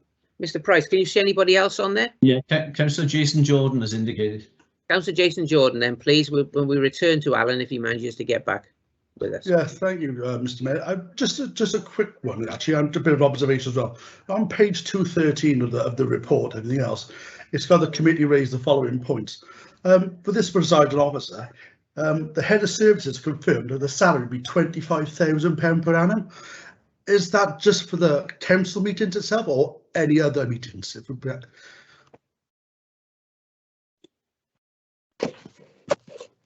Thank you. Who's going to answer that one, please? It's for chairing the council meetings, Mr. Mayor. So, Mr. Mayor, you know, for a chair then of a meeting, we're talking to £3,500 per meeting for the chair. No. You know, and with that, you know, what is the money? You know, can we have to spend the money better on something else besides in the £25,000 or something else, or a better service? That's not correct. That's not correct. Council, could we have some clarity on the statement that's just been made, please? 9 to 10 grand, isn't it? Yeah, that's correct, Mr. Mayor. The total salary is 25,000. What we're saying is the additional special responsibility allowance or senior salary will be approximately £9,000 a year. Thank you. Thanks. Councillor Morris, are you? Can you hear me now, Mr. Mayor? Yeah, thank you. Thank you. Yeah. Right. Well, I was the last person to reside at the Mansion House, and I took my role as mayor extremely seriously. If something's not broke, why fix it? But it is obvious, having been there a long time, it is obvious when you watch that some people are better at chairing meetings than others, and you can't pretend that something doesn't need changing. But it's the way we're going about this. One of the best things about the mayoralty in Newport is the absolute impartiality. Irrespective of your party, your background or whatever, the person that's been there the longest becomes the mayor. And that's always worked. No matter what the politics of the mayor, I have not been sat there and seen one mayor who has acted politically. I haven't seen it. And what troubles me with what's being put in front of us now is, first of all, it's very difficult to actually decipher what is being put in front of us. And secondly, who is going to choose the mayor? If it's not going to be impartial, it does away with God knows how many years of history and impartiality in Newport. I actually find myself in agreement with those people who are saying, send this back to the committee. Things do need changing. Doesn't have to be a knee-jerk reaction. Think about it. And if we're going to make a change when the new council comes in. Don't rush forward with something that could be a disaster. I think everybody agrees. Something does need changing, and some people are better at sharing a meeting than others. Might need a little bit more training for the mayor in that role. Let's not rush into something that can destroy what we've got. What we have in Newport is the envy of many people. I would suggest put it back, rethink it from next May, following the next elections. Thank you, Mr. Mayor. Thank you, Councillor Morris. Now, earlier on, so we haven't got anybody else in this now, have we, Mr. Price? No one else is indicated. So Councillor Matthew Evans can reply now if he wishes to, followed by Councillor Hurain. Sorry, I have put my hand up. Sorry, yeah, Councillor Spencer. Councillor Spencer, yes, right. Okay. This is, can you hear me? Yeah. This is really a bit confusing. I think that my point is that it's been to democratic services, and the democratic services could not come to a decision. But now we're asking it to go back to democratic services, which will more than likely come up with the same decision, that they can't make one, so it'll come back again. So we could be doing this for months and months and months, sending it back and forth. Thank you. Thank you, Councillor Spencer. So we don't have anybody else now after Councillor Spencer? Mr. Mayor, are we still allowing comments after this little debate about Matthew's input? Yeah. What we're having, there won't be. Because I have some points I wanted to raise. On the amendment? No, that's what I'm saying. Will there be a chance to raise what I wanted to say after this amendment? Yeah, depending on where what happened with the amendment, there will be a chance to comment on the rest of it. Yes, you are right. Going a bit right, isn't it? Yeah, that's right. So if there aren't any more questioners, that's the correct expression, I'd like to ask Matthew to sum up on his amendment, please. Thank you, Mr. Mayor. Well, we've seen just in this debate how much confusion there is, and I mean, Councillor Morris summed it up very nicely. And one thing which hasn't been mentioned, of course, if we took the motion on face value, it technically means that it would mean a cabinet member could also become mayor as well. So all impartiality could go out the window, and that's the serious implications for the non-political nature of Mayor of Newport. That hasn't been ruled out. That is still in there, and that could come through if this is agreed to. So we're basically saying, well, you know, just take it on the word, we will appoint a presiding officer. Well, there's still a long debate. And to be honest, the chair of Democratic Services Committee could have stopped it coming here, but he didn't want to use his casting vote because there were different opinions within there. It is something which needs more work and attention to it. And I still think that it'd be better once you have a new council to establish the working relationships, how it work. I mean, Councillor Cochrane raised the point, well, he might want them to chair seminars. Well, okay, fine, but that hasn't been discussed before. So it is far too early to essentially a motion written on the back of a fag packet to agree to just to appoint a presiding officer and rewrite history after 346 years, whatever it is. I've called for a recorded vote. I'd urge all members to support this because all we're asking for is it to be looked at rationally, to look into the details. Once those details have been gone through, then it can come back with a set of firm recommendations, which hopefully will get cross-party support. But at the moment, you've just got an open-ended, you know, quite pathetic motion in front of us, which hasn't got any substance to it at all, no detail in it, and quite frankly, it's just something which really does not do the council any favours at all. And as I've said, I'd like to move for a recorded vote, Mr. Mayor. Okay, thank you, Councillor Evans. Mr. Price, how do we? Well, Councillor Horain has got a right of reply first, Mr. Mayor. Yes, okay. To the amendment. Yes. Okay, thank you. Councillor Horain, you're right to reply now, please. Thank you, Mr. Mayor. In the first instance, I don't have a ready supply of fag packets. I don't smoke, so that's the reason. But moving on to what we were asked to do this evening, we had a recommendation from the Democratic Services Committee to bring this to full council. It was a very straightforward thing we were asked to bring to full council. That was the appointing of a presiding member. Councillor Evans has managed to confuse matters as he normally does. I bow to his experience in the council. He has a long experience and he knows how to confound things. He's already had several goes at this report, and all the questions that have been asked this evening have been at least partially answered within the report if members read it. There is no suggestion at all that anyone is trying to diminish the role of the mayor. In fact, if we're successful in getting him or her designated as a Lord Mayor, they will have ample opportunities to work for the benefit of Newport. They will find doors are open to them as Lord Mayors that weren't open to them as mayors. And I sincerely hope that will go through the Cabinet Office later this year. We as a city need to professionalise the job, and that's no criticism of this or previous mayors. They've all done their best, and in most cases a very good job of representing the city, but they should be representing the city rather than umpiring a free-for-all as has happened this evening. In complying with the requirements of the proposals that have largely come from the Welsh Assembly Government about the democratisation of the whole of the council matters, I think this would be a positive thing.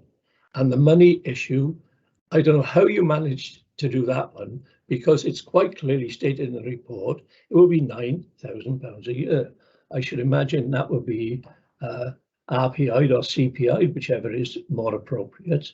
And you've had legal advice that this is a very straightforward motion. I don't know why it had to be so complicated. It was asked that we come back to the full council now, and it should not be batted back and forth to Democratic Services. If you noticed in the recommendations, unfortunately, I was not there for the vote at Democratic Services because I was exactly where I was last year on the second Monday of December, and I will be next year on the second Monday of December. I was chairing a charity, which I've done for best part of 20 years. So I do apologise that I wasn't actually there, or it would never have got to this state, as has been stated previously. So I would ask you all to reject the amendment and let us get back to the substantive motion, please. Thank you, Councillor Hourihane. So, Mr. Price, we now move next to. Well, Councillor Evans wanted a recorded vote, so we need 5 members to request a recorded vote on the amendment. Yeah, so we're looking for 5 members. Yes, John Jones here, Mayor. I'd like to vote with him. David Fowler, Mayor. 2. Tom Sully here, Mayor, please. 3. Councillor Modford. 4, 5. We've got 5 there. Have you recorded them, Mr. Price? Yes, that's fine, Mr. Mayor. Thank you. So now we will, and that's obviously what we're going to do. We're going to go through it. You'll ask members. Yes, Mr. Mayor. I'll read out the names of each member in turn. So when your name is called, if you could turn your camera and microphone on, and then indicate whether you wish to vote for or against the amendment, or whether you wish to abstain. So starting with Councillor Al-Nuami, Mr. Mayor. Abstain. Councillor Graham Berry.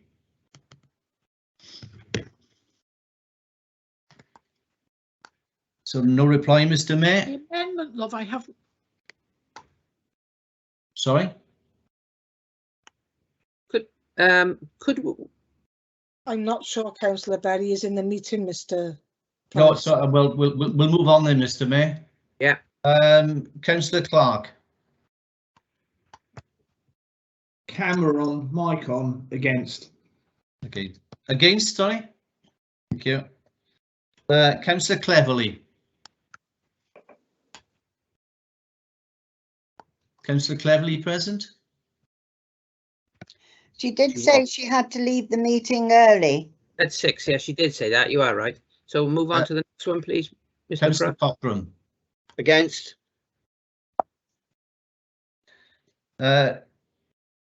Councillor Cornelius, I think, is absent. Councillor Critchley, is Councillor Critchley present? I think Councillor Cornelius is retired, Mr. Price. Yeah, you're quite right. So Councillor Critchley. Against. Thank you. Hello, Ken. Councillor Davis. Against. Councillor Dudley. She's not here either. Councillor Dudley is absent. Councillor Chris Evans. Abstain. Thank you. Councillor Matthew Evans. For.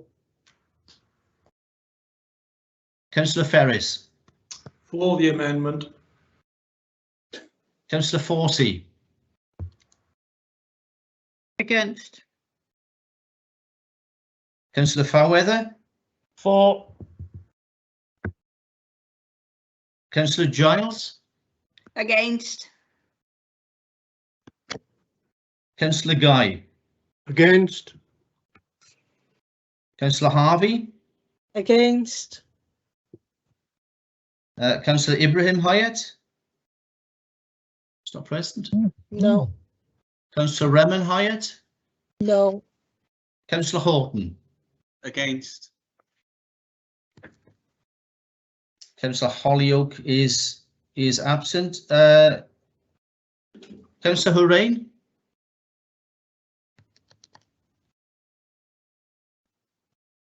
Sorry, against. Thank you. Councillor Hughes. Against. And Councillor Hussain was absent. Councillor Jevons. Against. Councillor Jordan. For. Councillor Kellaway. For, Mr. Gareth. Councillor Lacey present. Yeah, against. Thank you. Councillor Linton. Against. Councillor Marshall. Against. Councillor Mayer. Against. Councillor Mogford. For. Councillor Morris. For. Councillor Mudd. Against. Councillor Richards. Against. I think Councillor Routley was absent. Councillor Spencer. Against. Councillor Suller. For. Councillor Herbie Thomas. Against. Councillor Kate Thomas. Against. Councillor Carmel Townsend. For. Councillor Holly Townsend. For. Thank you. Councillor Truman. Against. Councillor Joan Watkins. For. Thank you. Councillor Trevor Watkins. Abstain. Councillor Whitcott. Against. Councillor White is absent. Councillor Whitehead. No whip. Against. Councillor Wilcox. Against. And finally, Mr. Mayor. For. Thank you. Councillor Jones, Councillor Jones waving at the moment, Mr. Price. Sorry, I haven't been asked. Sorry? I haven't been asked. Yes, sorry, Councillor Jones. Yes. Yes, for. Thank you. And Councillor Fazina Hussain is waving as well. Councillor Hussain is present. Yes, sorry. Councillor Hussain. Against. Thank you.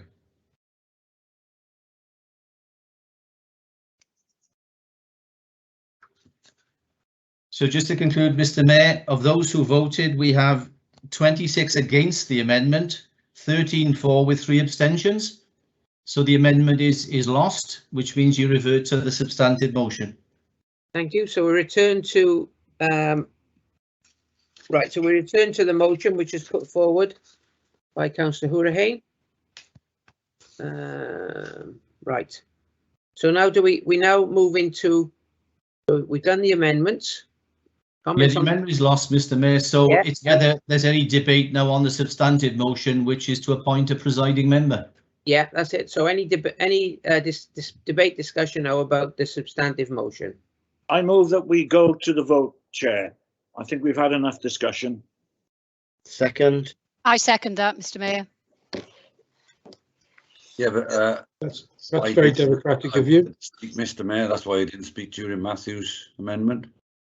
Yes, Councillor Whitehead, it was indicated that Councillor Whitehead would have a chance to discuss the points that he wished to raise.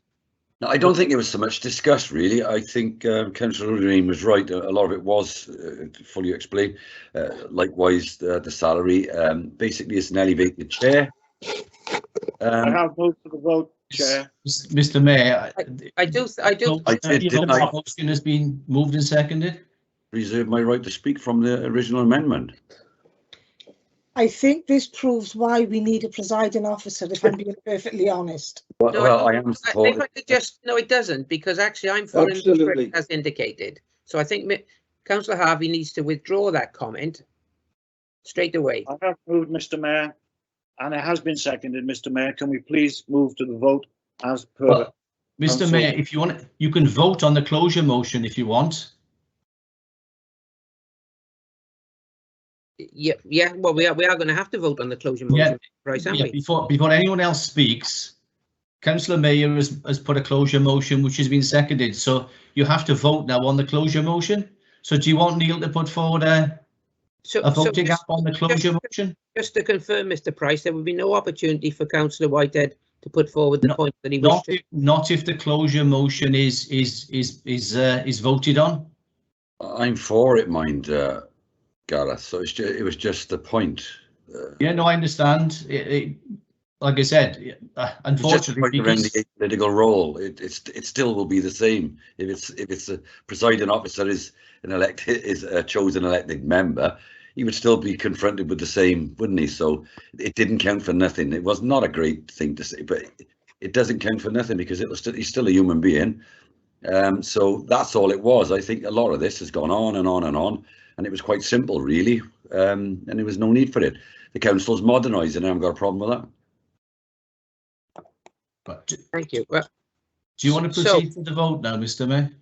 Yes, I'm ready to proceed with the vote now, as long as everyone is. People won't be happy, but everyone is clear what we're doing. So we're now proposing to vote on Councillor Mayor's closure motion. Will you now please vote? Well, sorry, Mr. Mayor, just to be clear, Neil has just sent through a voting app on the substantive motion.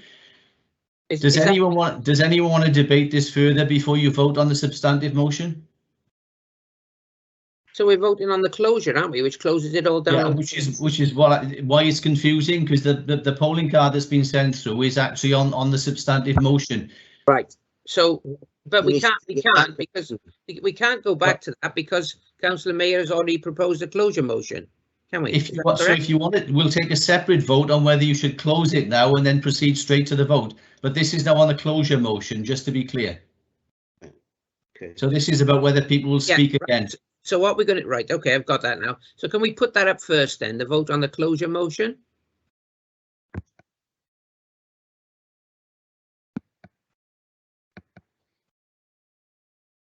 Nothing yet? Oh, there we are. Here it is, Mr. Mayor. So this is the closure motion. Okay.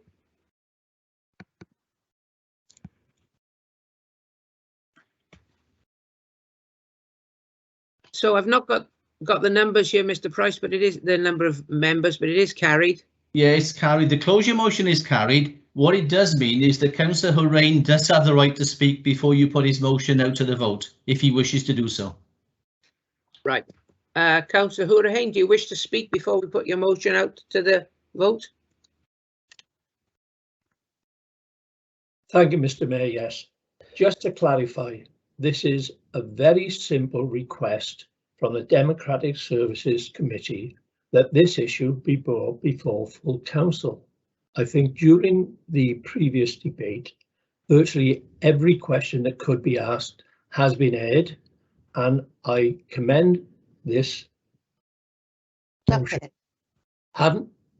Somebody spoke. I commend this motion to council that we should appoint a presiding officer. Thank you, Mr. Mayor. Mr. Mayor, do I have the right to formally second? to second that. No, not following a closure motion, Mr. Mayor. Only the mover of the motion can speak after a closure motion. Okay. Okay, so we're all right with that now, are we? We're moving to the next phase. Yes, sorry, Neil, if you could send through another voting poll, please, on the appointment of the presiding member. Thank you, Mr. Mayor. That's through now.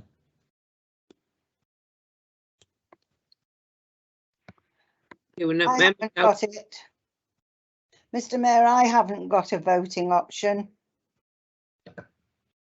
Mr. Price, could we take Councillor Watkins, what she says, if she can't get on this now? I don't have a voting motion, Mr. Price. Yeah, I do understand that, Councillor Sorry, Watkins. I don't have a voting option. There's no window come up. No, I understand that, but if that doesn't come up, could we take Councillor Watkins's proposal? Yes, we can add that to the list. So what I assume Councillor Watkins is against the motion, so we can add that to the list of people against. Yeah. So members, if members haven't voted, could they please do so?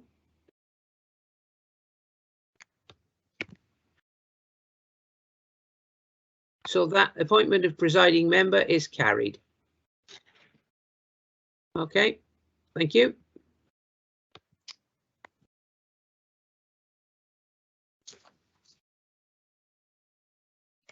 Right, Mr. Price, moving on to the next one. Yes, Mr. Mayor. Which is item 11, am I correct? That's correct. Right, so we now move on to the mayoral nomination 2022 to 23. The leader to introduce this item.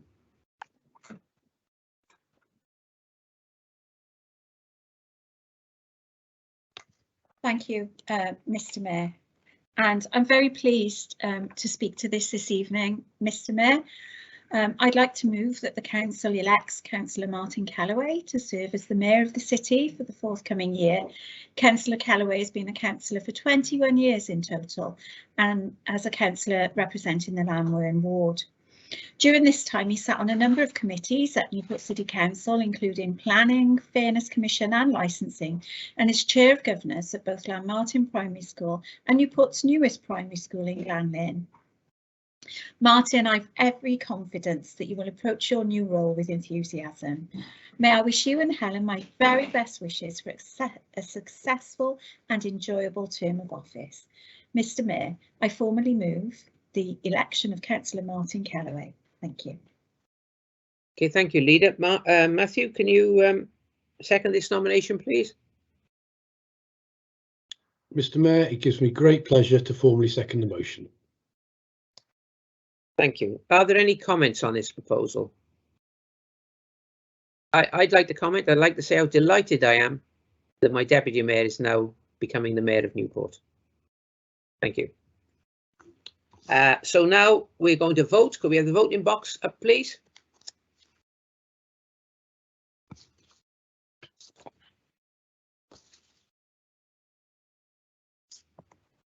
Congratulations, Martin. One of the nice guys. Thank you very much. Well done, Martin. You'll love it. Well, I'm glad I won't be chairing a meeting. Sorry. Okay. So we've got that's carried. Right. Thank you. So now we move on to questions to the leader of the council. So before we start that, does the leader have any announcements to make?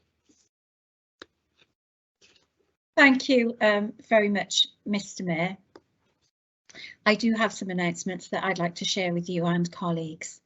Firstly, Mr. Mayor, I'd like to share with you the fact that last week the Cabinet agreed to put social value at the heart of its work.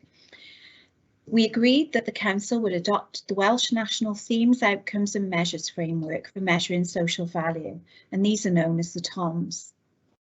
It sets out 7 themes, 35 outcomes and 93 measures that have been produced to help public sector bodies gain more social value through their commissioning, procurement and contract management processes.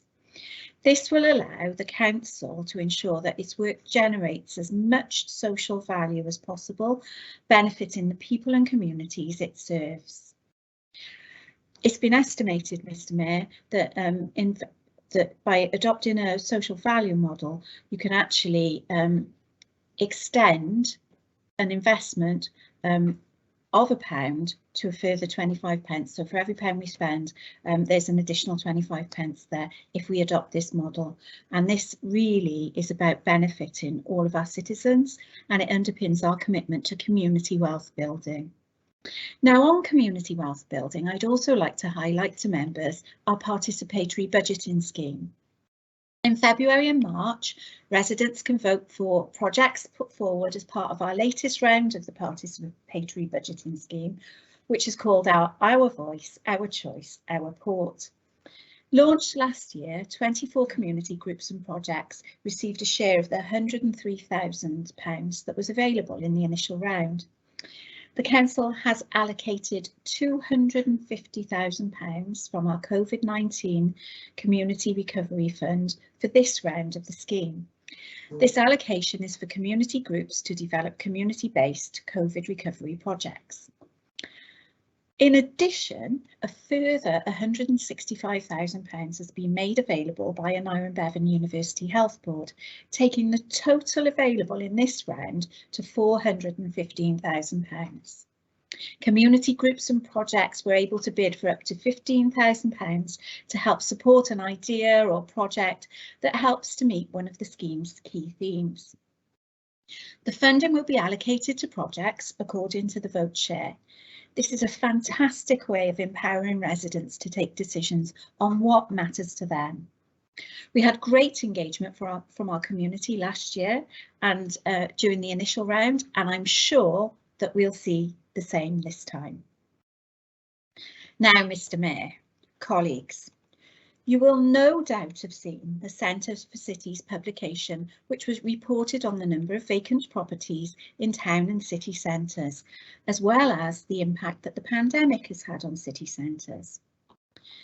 Now, to give this some context, the report looked at 52 centres in June 2021 and found an additional 2,426 vacant commercial units compared to just 1,374 between 2018 and 2020. Unfortunately, Newport was reported to have the highest vacancy rate, but I would ask you to treat this data with an element of caution. We monitor vacancy rates in the city centre ourselves as part of our service plan indicators, and our own data shows that out of 575 commercial units, 22% were recorded as vacant in May 2021. This is a significant difference to the 33% being quoted in the published report by Centres for Cities, and therefore why I have asked for clarification from the data company over the area surveyed. Until this is resolved, I'm asking that we treat this report with caution. Now, the effects of the pandemic on our retailers cannot be underestimated, and the aftershocks will undoubtedly be felt for some years to come. However, the number of vacant retail units in the city centre does not define the economic position of Newport. There are many contributing factors, some of which are specific to Newport, others that are being experienced nationally, such as changes in consumer habits, increased use of online services, and the collapse of major high street chains such as Debenhams and Topshop. Before the pandemic hit, the city centre was a priority for us and our partners, and it continues to be.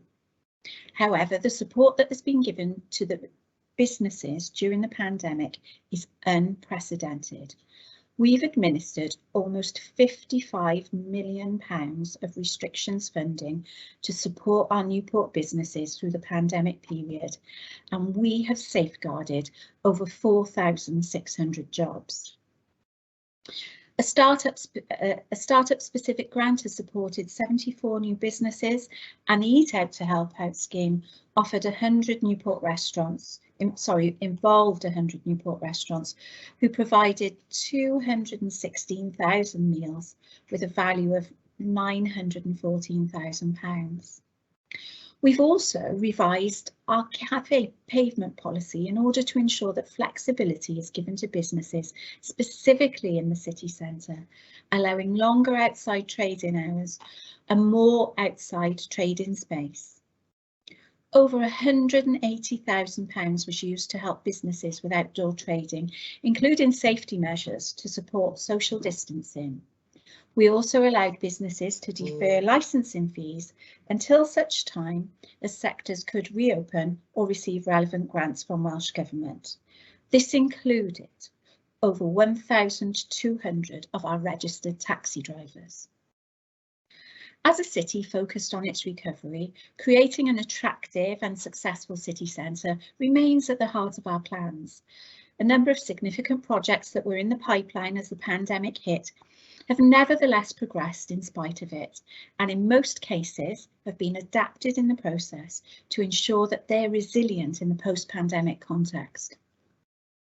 Over £15 million of Welsh Government funding has been secured towards the delivery of such projects, including a new £20 million leisure and wellbeing centre located in the heart of the city centre.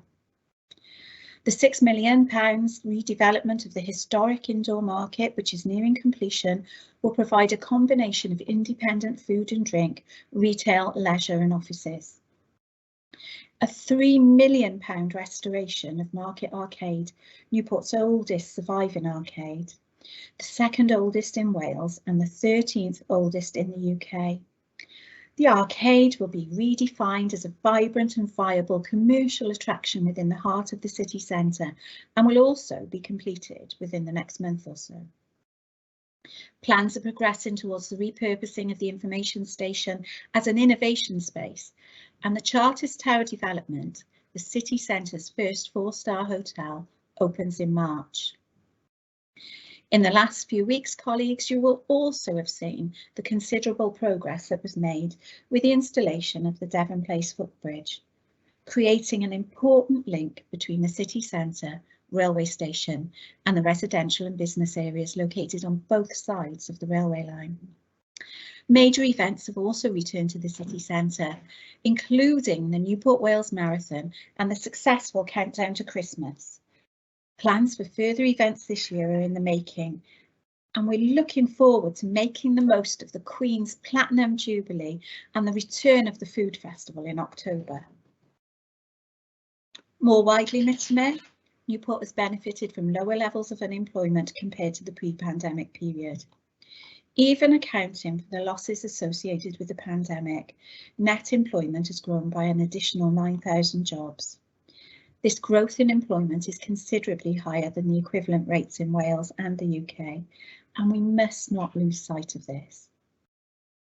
Recent job growth has been driven by sectors such as transport and storage, scientific and technical, accommodation and food services, health, business administration and support, and construction.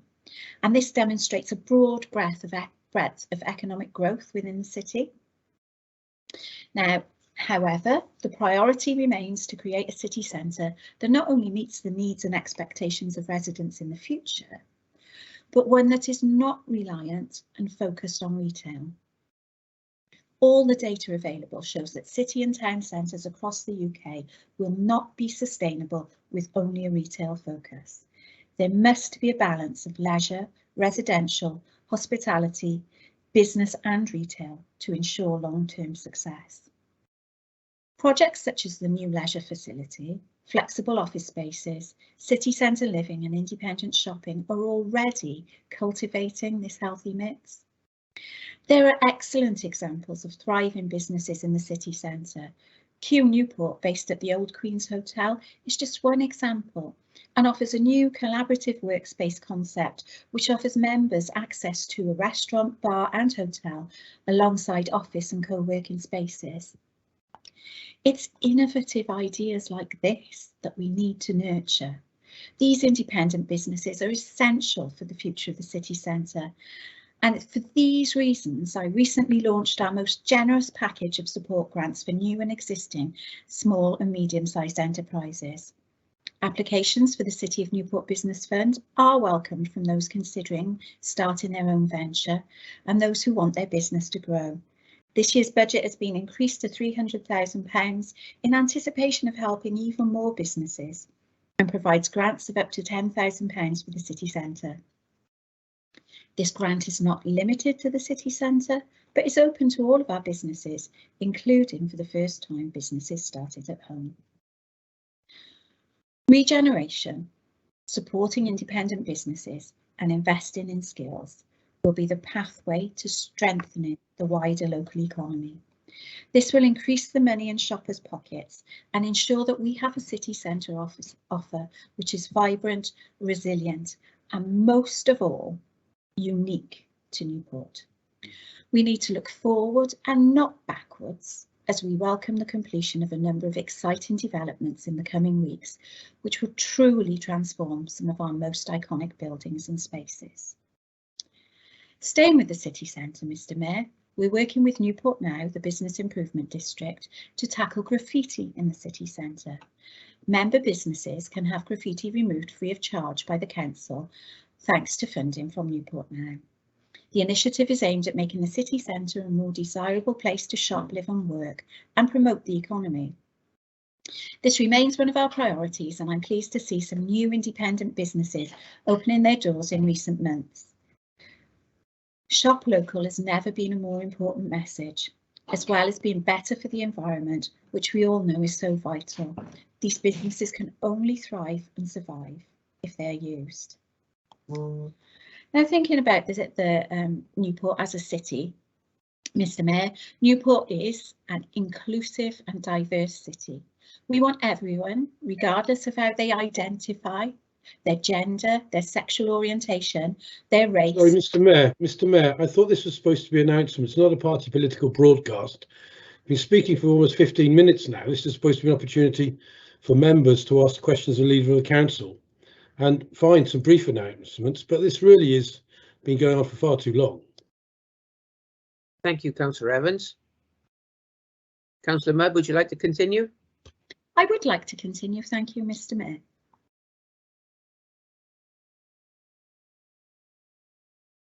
Going back to the point that I was making there on Newport being an inclusive city, this is an important point and there's a very important reason why I'm making this in my announcements.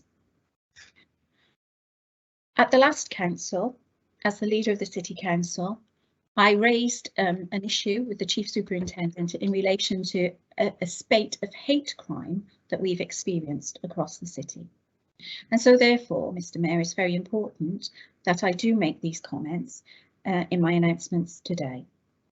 So we understand as a council that not everyone sees things the same way and people will disagree on important issues. However, it is important that we're all able to discuss our differences and disagree with each other without being hurtful or offensive. We work very closely with our partners across the city to both support our diverse communities and uphold individuals' right to freedom of speech, where it is exercised considerately and legally. Where individuals or groups operate outside of that, then we will work with our partners to ensure that appropriate steps are taken. On Thursday, Mr. Mayor, we will mark one of our most sombre days in the calendar.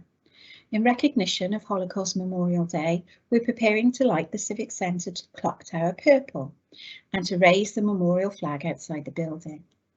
This year, the theme is One Day, when people from around the world will remember all of the victims of genocides in the Holocaust, Cambodia, Rwanda, Bosnia, Darfur. We'll be bearing witness to those who died and also those who survived, but whose lives were changed forever as a result of what they experienced. We must hope that one day there will be no more genocides, that people will learn from the lessons of the past, and we build a better and safer future for all by speaking out against prejudice, injustice and cruelty to others. Newport has many diverse and wonderful communities, and we want to celebrate that as well. We welcome those who've made the city their home, and it's important that everybody feels safe in our city. I'm proud, Mr. Mayor, that we will once again be lighting the darkness by lighting up the clock tower, and I hope that people will join the national commemoration and put a candle safely in a window at 8 p.m. on Thursday evening. Finally, Mr. Mayor, the Welsh Local Government Association has been leading a campaign on civility in public life. On Friday, I will be taking a paper to the Executive Board of the WLGA on civility under local government elections. Now, as colleagues are aware, whilst serving councillors are bound by the Code of Conduct, other candidates are not, and concerns have previously been raised that election campaigns are not always conducted on a level playing field as a result. I'd like to raise awareness of Caerphilly County Borough Council's group leaders and the commitment that they've made to a fair campaign. They've set out a pledge which pledges to participate in a fair election campaign which is based on positive campaigning and merit rather than personal attacks and smears against individuals, and encouraging all elected members and candidates in the forthcoming election to do the same.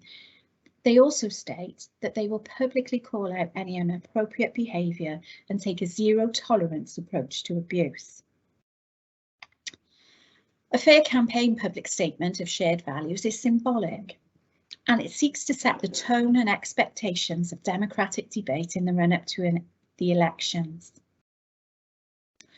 I would like to extend an invitation to my fellow leaders to join me in pledging our support for and commitment to a fair campaign here in Newport in the May 2022 local government election campaign.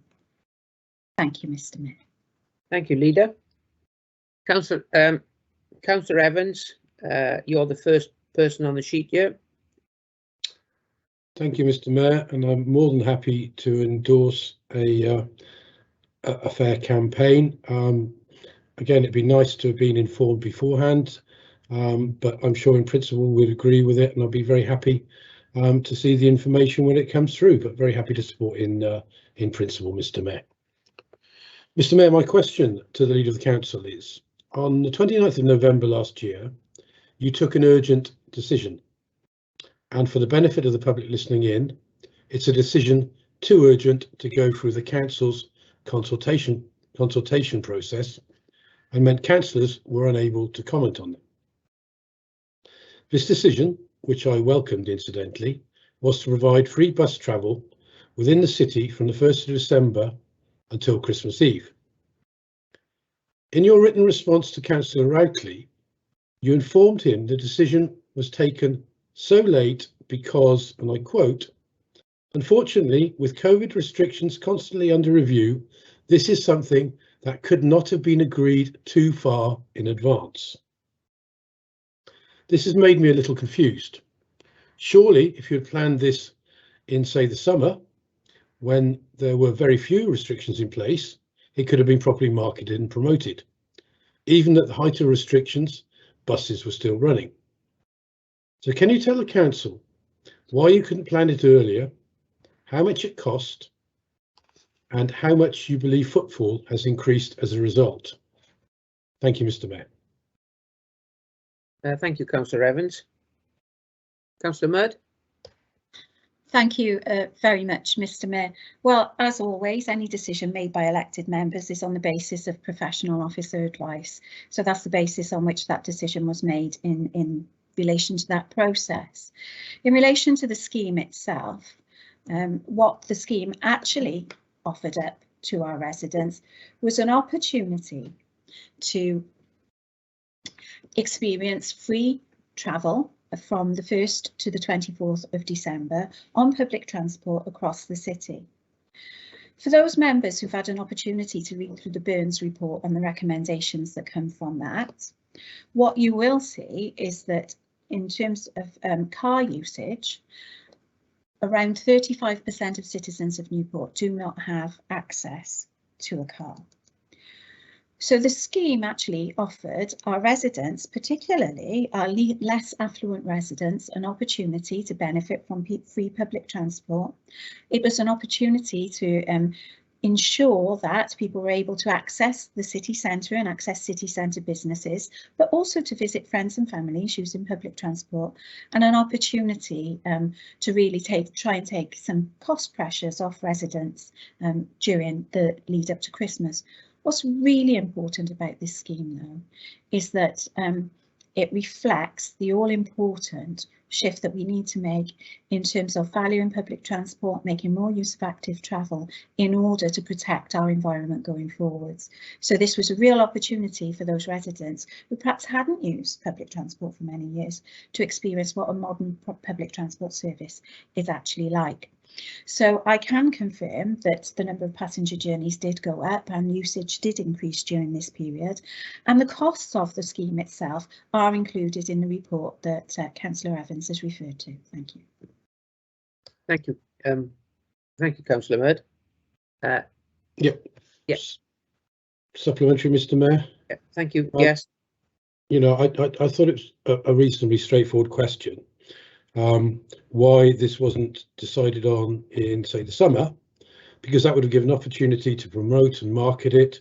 It would also given you an opportunity to look at external funding. Now, I'm a little bit confused where you say that it was professional officer advice. So you're saying that you were told 2 days before you would implement a decision that you need to take a decision. Surely this is something which has come from your leadership, and surely this is something which you should have done in the summer. You're talking about £300,000. That was the budget, and you signed off the report, but that was up to a maximum amount of £300,000, nevertheless a considerable sum of money. But I guess you know, we really want to know why that decision was taken so late in the day, because there was confusion about it, and you know, surely there must have been another reason. And had you gone for external funding resources, then perhaps, I don't know what the final cost is, that would be something else which could have been done. So why wasn't it done in the summer? Thank you, Mr. Mayor. Thank you. I think, Mr. Mayor, 2 points that I'd like to make in response to that question. Firstly, I'd like to refer Councillor Evans back to the report, and all of the information he requires is in that report. Secondly, I would like to, on the point of securing external funding, I would like to make the point that we have been successful in securing additional external funding for another scheme of this nature, and we will be making an announcement on that soon. Thank you. Okay, thank you, Councillor Mudd. So just a point of clarification, Mr. Mayor, about why it wasn't planned in the summer, because that's not in the report. I think even the Chief Internal Auditor wants to know why the decision was taken so late in the day. So do we have an answer to that question, please, Mr. Mayor?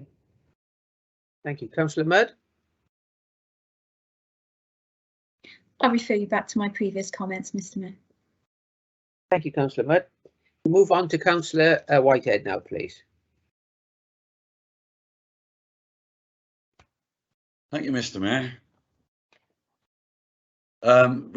My questions regarding the cemeteries. We must be one of the last local authorities in Wales to not be fully opened with those cemeteries. Now, obviously, the COVID restrictions and the measures are coming down all the time, and there are lots of conversations around particularly vulnerable, frail, and elderly people that can't access through the week. They need to drive to their gravesite.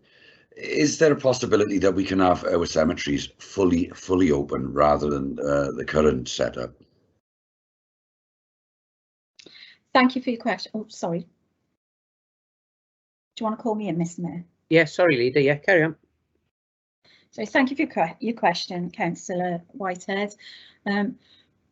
As a Cabinet, we're very much aware of the concerns that are being expressed by the public in relation to this particular issue at this time. And you're absolutely right in your acknowledgement of the measures that we had to implement during the period of COVID.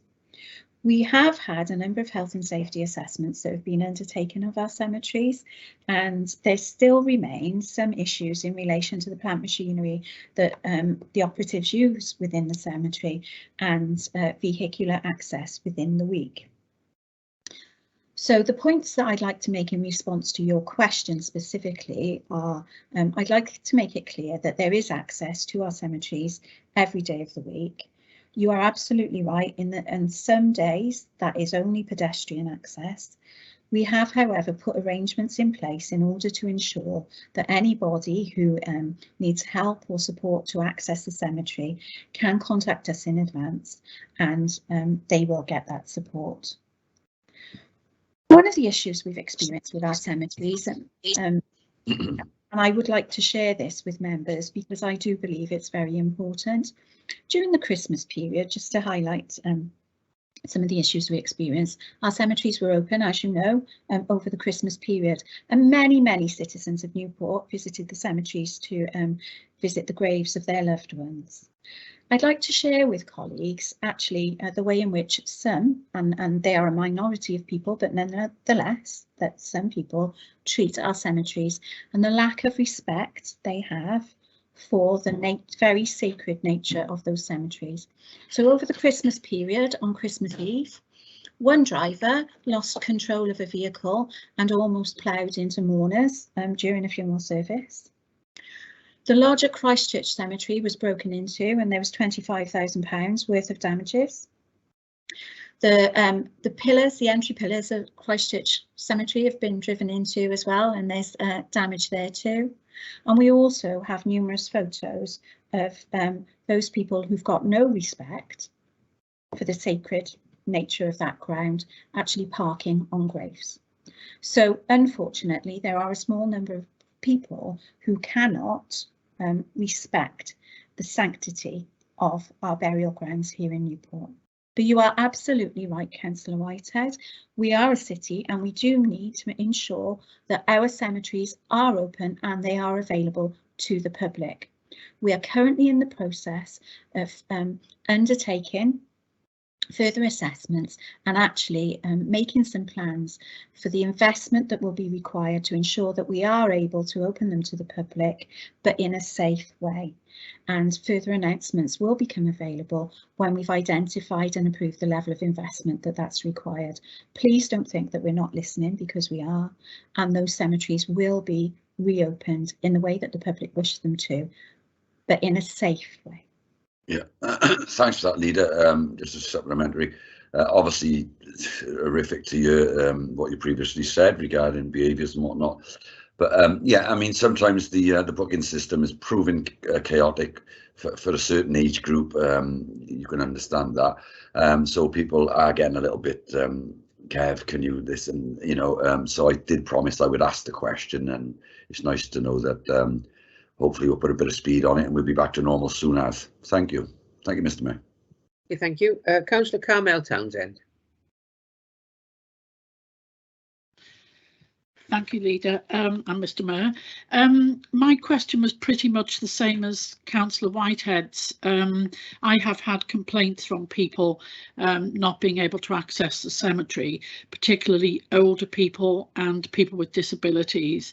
The only thing I would ask the Leader is whether we could have an equality impact assessment, because people are not used to having to book to go to the cemetery to visit their family graves, and are actually finding it very distressing. So if we could just look at something like that, it would be a big help. That's all. Thank you. Thank you, Councillor Townsend. Councillor Mudd, can we see what we can do with that, please? Thank you very much, Councillor Townsend, and thank you for raising those points. Thank you, Mr. Mayor. With a view to reopening the cemeteries, I'm not necessarily sure that an equality impact assessment will be required as policy will change, but of course, as with any policy development, we will include that. So yes. Okay, thank you. Thank you, Leader. So now we move on to Councillor Kate Thomas. Thank you very much, Mr. Mayor. Mr. Mayor, in the light of the emerging cost of living crisis, can the Leader provide members with an outline of the support available for our citizens at this time? Thank you. Thank you, Leader. Thank you very much for that, Mr. Mayor, and thank you, Councillor Thomas. It is a difficult time, isn't it? And I do appreciate you raising that as an issue. I really do.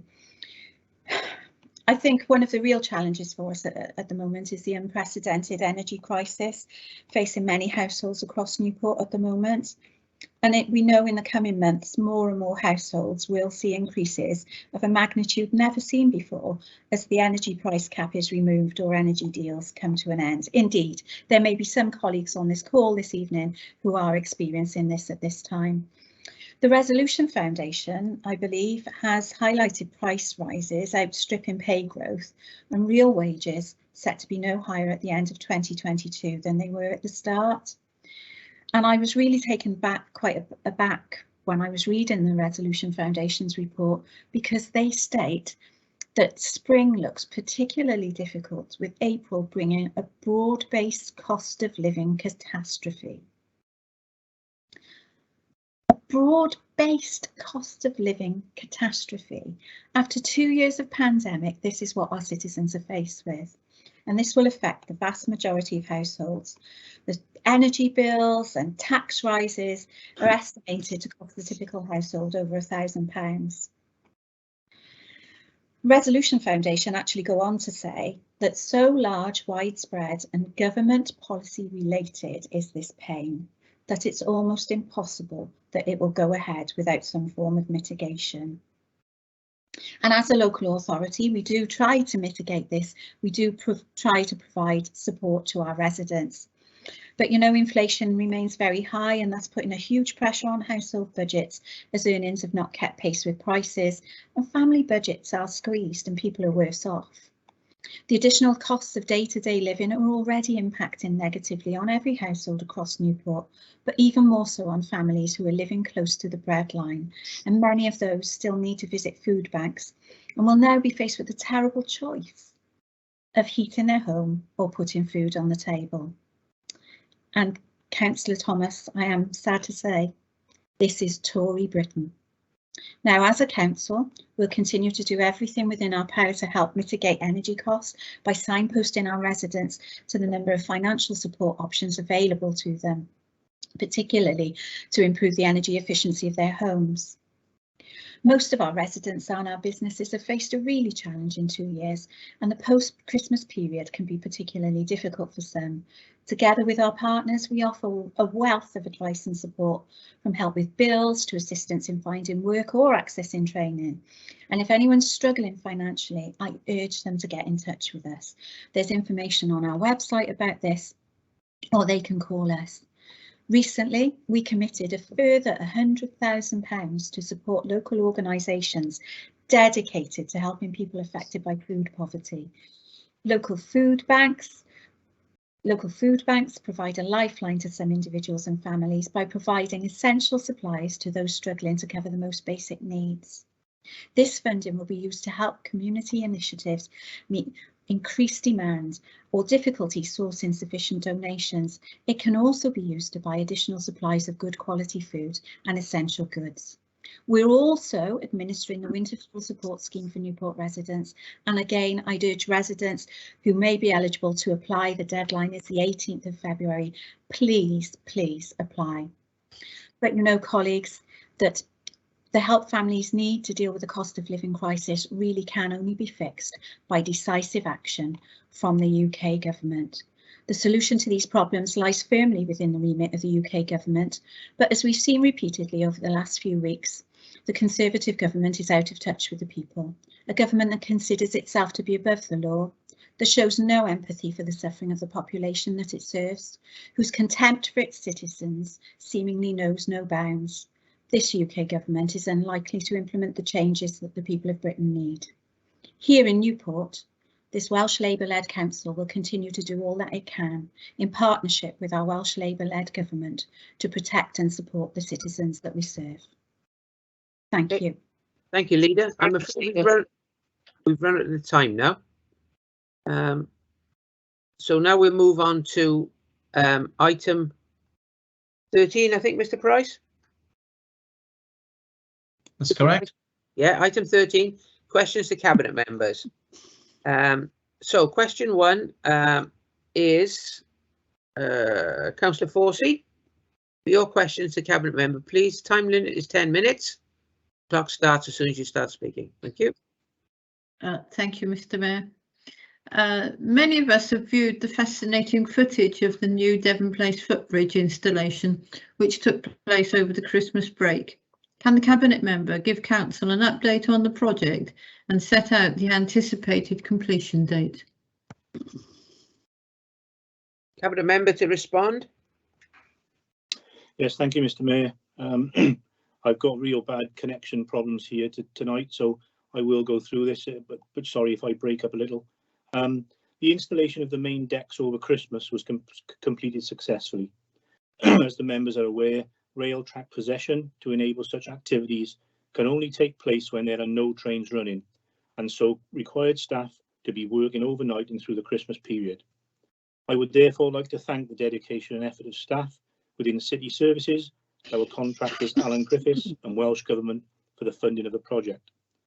Contractors are currently undertaking de-rigging works to remove the temporary concrete pads and supports that were required for the crane to lift the bridge sections and undertake alterations to overhead electric lines. The final fabrication of stairs, ramps and parapets are progressing to programme at the Pro Steel Engineering Workshop in Pontypool. These will be delivered to site in March and then lifted into place from Queensway and Devon Place. Following completion of the structural bridge element, works will commence to the public realm, which will include paved areas, planters and sustainable drainage. The works are programmed for completion in the summer. Thank you, Mr. Mayor. Thank you, Councillor Jevons. Councillor Forsey, do you have a supplementary question? No, that's lovely. Thank you very much. Thank you. Question 2. Councillor, your question to the Cabinet Member, please. Not sure who SM is, I'm sorry. Councillor Marshall. Stephen Marshall. Councillor Marshall? Your question? You still with us? Yeah, thank you, Chair. Can you hear me? Yeah. Sorry. So please can the Cabinet Member provide Council with an update on the active travel schemes and outline future plans for active travel in Newport? Thank you. Cabinet Member to respond. Thank you, Mr. Mayor. This year's active travel schemes have progressed well, with all schemes complete and programmed for completion by 31st of March. The schemes delivered this year at Tredegar Park. This route runs through Tredegar Park, continuing through the pedestrian subway under Forge Road to provide a link to the route through the old golf course. Monkey Island. The route through Monkey Island includes a new unsegregated bridge connection to the northern footway of the main road to the open space in the housing estate, so that users do not have to use the multiple pedestrian crossings on the Southern Distributor Road junction. Both routes will also benefit from the introduction of low-level street lighting, which has also been designed to minimise the impact on wildlife and the environment. The new bridge at 14 Locks Canal Centre.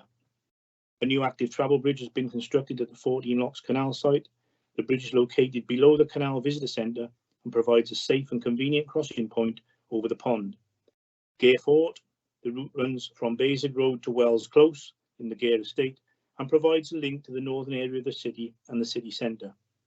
On future schemes, several of the projects are under development with outlined feasibility studies, this year including the Bettis Canal Lincoln Bridge, 14 Locks Road Bridge and Old Town Dock Bridge. The authority will be submitting further funding bids 2022-23 to see these schemes delivered, to help plan future improvement and expansion of active travel in the city. A major public consultation exercise was undertaken in 2021. The information from the consultation has informed our statutory active travel network map for Newport. This was submitted in December to the Welsh Government. Thank you, Mr. Mayor. Okay, thank you, Councillor Jevons.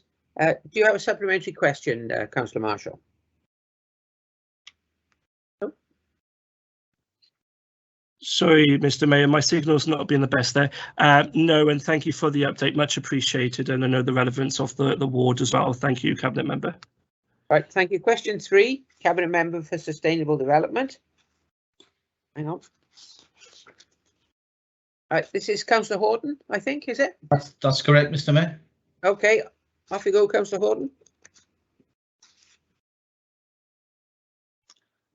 Thank you, Mayor.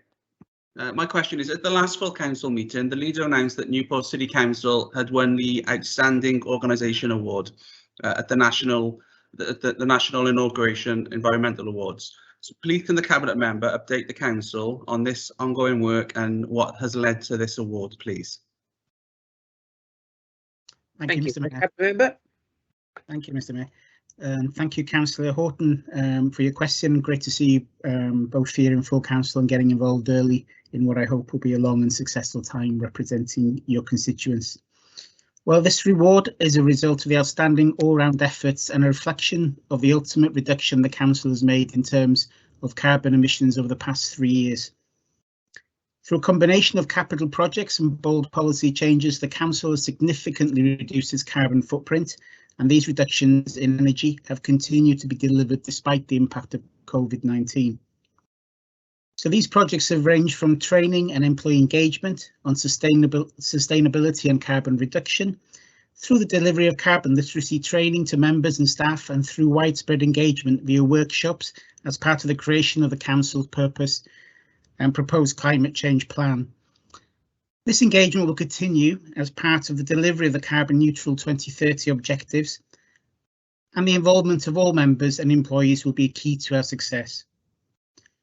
Looking at building retrofit, the council has completed projects such as the conversion of the velodrome to 100% LED lighting, and we are now developing an ambitious programme of works across the estate, which will include the installation of heat pumps to reduce gas boiler usage, solar PV, LED lighting, more efficient ventilation and new controls.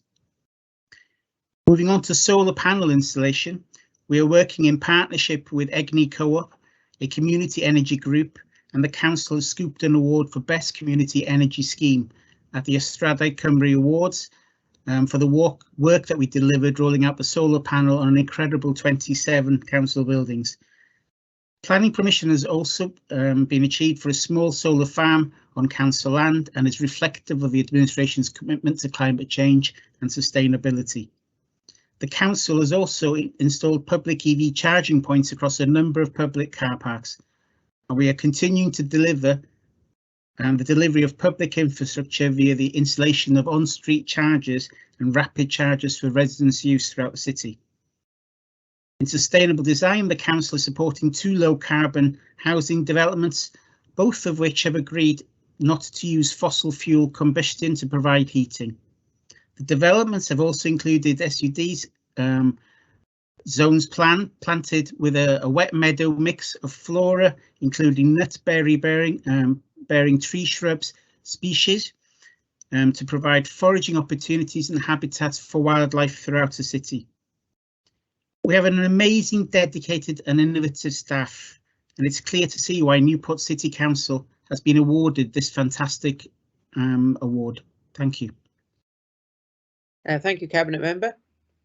Councillor Horton, do you have any supplementary questions to that? Yeah, just one quick one. Is it possible for some training to be provided to the members, the elected members, so that we can better signpost our ward so they can move themselves forward as well? Absolutely, Councillor Horton. What we're looking at really is across the board training for all members.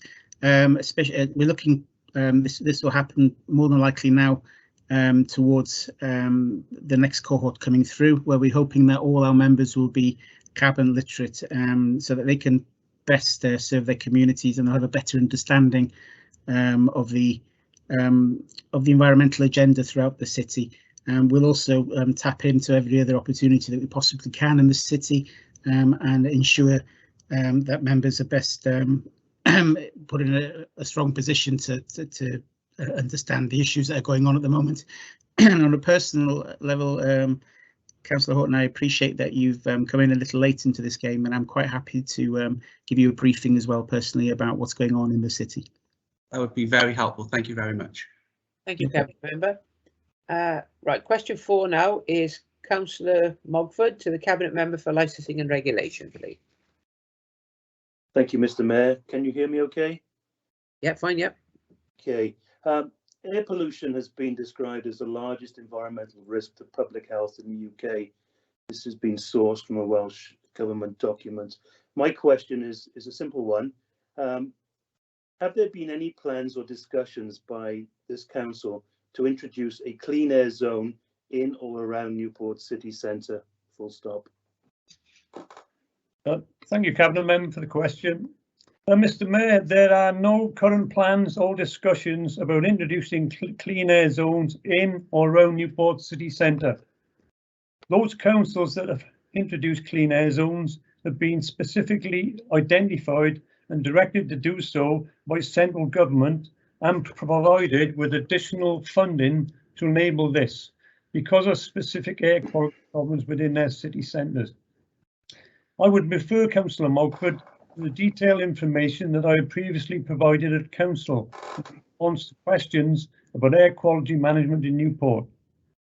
The worst areas of air pollution in Newport, where the levels of nitrous oxide exceeds air quality standards, have been designated air quality management areas, and most of these are located along the M4 corridor. The only AQMAs that are on the outskirts of the city centre are in Chepstow Road and George Street. All of these AQMAs were declared a number of years ago, and as I had previously advised Council, the emission levels in all those areas are gradually reducing. Therefore, we are making good progress in reducing emissions and improving air quality. We will continue to monitor air quality, and we intend purchasing and installing additional real-time monitors for these AQMAs closer to the city centre. This will enable us to update the Council's air quality action plan with actions to improve air quality in these air quality management areas. A key part of the action plan will be to establish local action groups to engage with the local communities, because educating the public and encouraging changes in behaviour are essential if we are to reduce the effects of air pollution on public health. We have already established the first local action group in Killeen, and the second action group will be formed shortly for the Chepstow Road area. The use of clean air zones is just one of a range of possibilities that can be introduced, which are used to address air quality, and would only be appropriate where other less intrusive measures have been unsuccessful. As I advised previously, the Council has developed active travel routes and sustainable travel initiatives. Thank you. Thank you, Cabinet Member. Councillor Mogford, do you have a supplementary question? Yes, I do. The designation of a clean air zone is seen as a much stronger commitment to achieve real improvements in air quality. And did I hear the Cabinet Member say it's not within the gift of this council to establish a clean air zone? No, that's right. So you're saying it's not within the gift of this council? It's not, no. Okay, thank you. Thank you. Thank you both. Question 5 now, Cabinet Member Education and Skills. Councillor Hoorheim.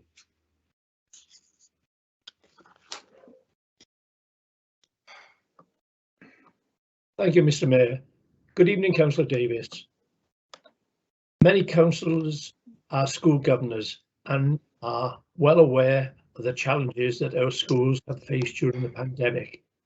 Can the Cabinet Member provide Council with an update on the return to school for the spring term and include the overview of the support that is in place for both pupils and staff? Thank you. Thank you, Mr. Mayor. The return to spring term has presented various challenges to our schools, which continue to operate significantly well under the present circumstances. We continue to work with our school leaders to ensure that we provide clear advice and bespoke support based on the needs of individual schools. Local authority officers have continued to communicate regularly with head teachers, provide health and safety advice, information on the hardship fund, up-to-date TTP self-isolation advice for the school community, and any necessary supplies of CO2 monitors, face coverings and PPE. Face-to-face learning remains a priority. At the beginning of this term, Welsh Government allowed schools 2 planning days to consider how they may operate with forecast workforce pressures. This space and time was greatly received by all of our schools, And as a result of excellent local authority and school efforts, overall, Newport has experienced only minor interruptions. And this does not take away the high level of operational complexities which schools have managed on a day-to-day basis. And I would like to take this opportunity to thank our head teachers, school staff and local authority officers who have worked tirelessly to keep things as normal as possible for our learners. Their efforts are not underestimated. The dedication of our staff goes beyond any of our expectations. To date, there have been less than 10 incidents of year group closures. At this time, pupil attendance has had to be managed very, very sensitively. School staff and the Educational Wealth Service have been supporting families with a range of strategies to reassure pupils, parents and carers that school is a safe place and the best place to be. Where possible, our schools have continued to develop their medium and long-term strategic plans, which include, for instance, work around learner standards, catch-up programmes, ALN reform implementation and curriculum for Wales progression. In Newport, we've ensured that pupil wellbeing remains central to everything that we do, and I'm pleased to report that schools now have further capacity to refer schools to school-based counselling. And in addition, schools continue to be supported by the local authority to ensure they're able to sustain and improve their whole school approaches to wellbeing following the continued unsettlement that the pandemic has brought. To enable and support pupils in their learning, as Cabinet, we've overseen the investment in digital equipment, which will enable home learning, as well as providing an equitable level of access across the whole of our local authority. By the end of this financial year, we provided schools with 9,024 laptops, Chromebooks, PCs and Apple devices, 146 charging trolleys, 105 interactive screens and 106 projectors. Additionally, Cabinet has made a series of budget investment proposals to support school and our education. Being minded, these are draft proposals which are subject to consultation and review, but they currently include 3 new teacher advisors for schools who will support with early identification of ALN, behaviour needs and will work with schools who have the most vulnerable children. Additional support for the Safeguarding Hub, an additional 1.2 million for ALN learners, 1.75 million to support additional pupil place demand, funding to address teacher and education workforce pay increases, and there'll be an additional £888,000 which is needed in order to meet the forecast increases of free school meal uptake. It's worth noting that at the beginning of the pandemic, 3,200 pupils were accessing free school meals. There are now 7,000 children require a free school meal at lunchtime. This is a rise of 118% and shows the level of support families require across our city and is a measure of the impact of the pandemic as well as Brexit and the consequent rise in the cost of living. As a Cabinet, we remain committed to supporting our schools, staff and pupils. We want the best for our children and our focus in recent time has been on wellbeing and on ensuring pupils and families are kept safe, and this will clearly continue to be the case. However, we also want our children to have aspirations and go on to achieve their dreams, and this will also continue to be a key priority for this authority. Thank you. Thank you, Cabinet Member. Councillor Hooderhay, do you have any supplementary questions? No, Mr. Mayor. Thank you, Councillor Davis. A most comprehensive answer. Thank you. Thank you, Councillor Hooderhay. Thank you. Thank you very much. So there are no questions for chairs of committee. So that concludes the business set out in the agenda. The date for next council is Tuesday, the 1st of March. I declare the meeting closed. Thank you all for attending. Thank you, Mr. Mayor. Yeah. Thank you, Mr. Mayor. Bye. Bye.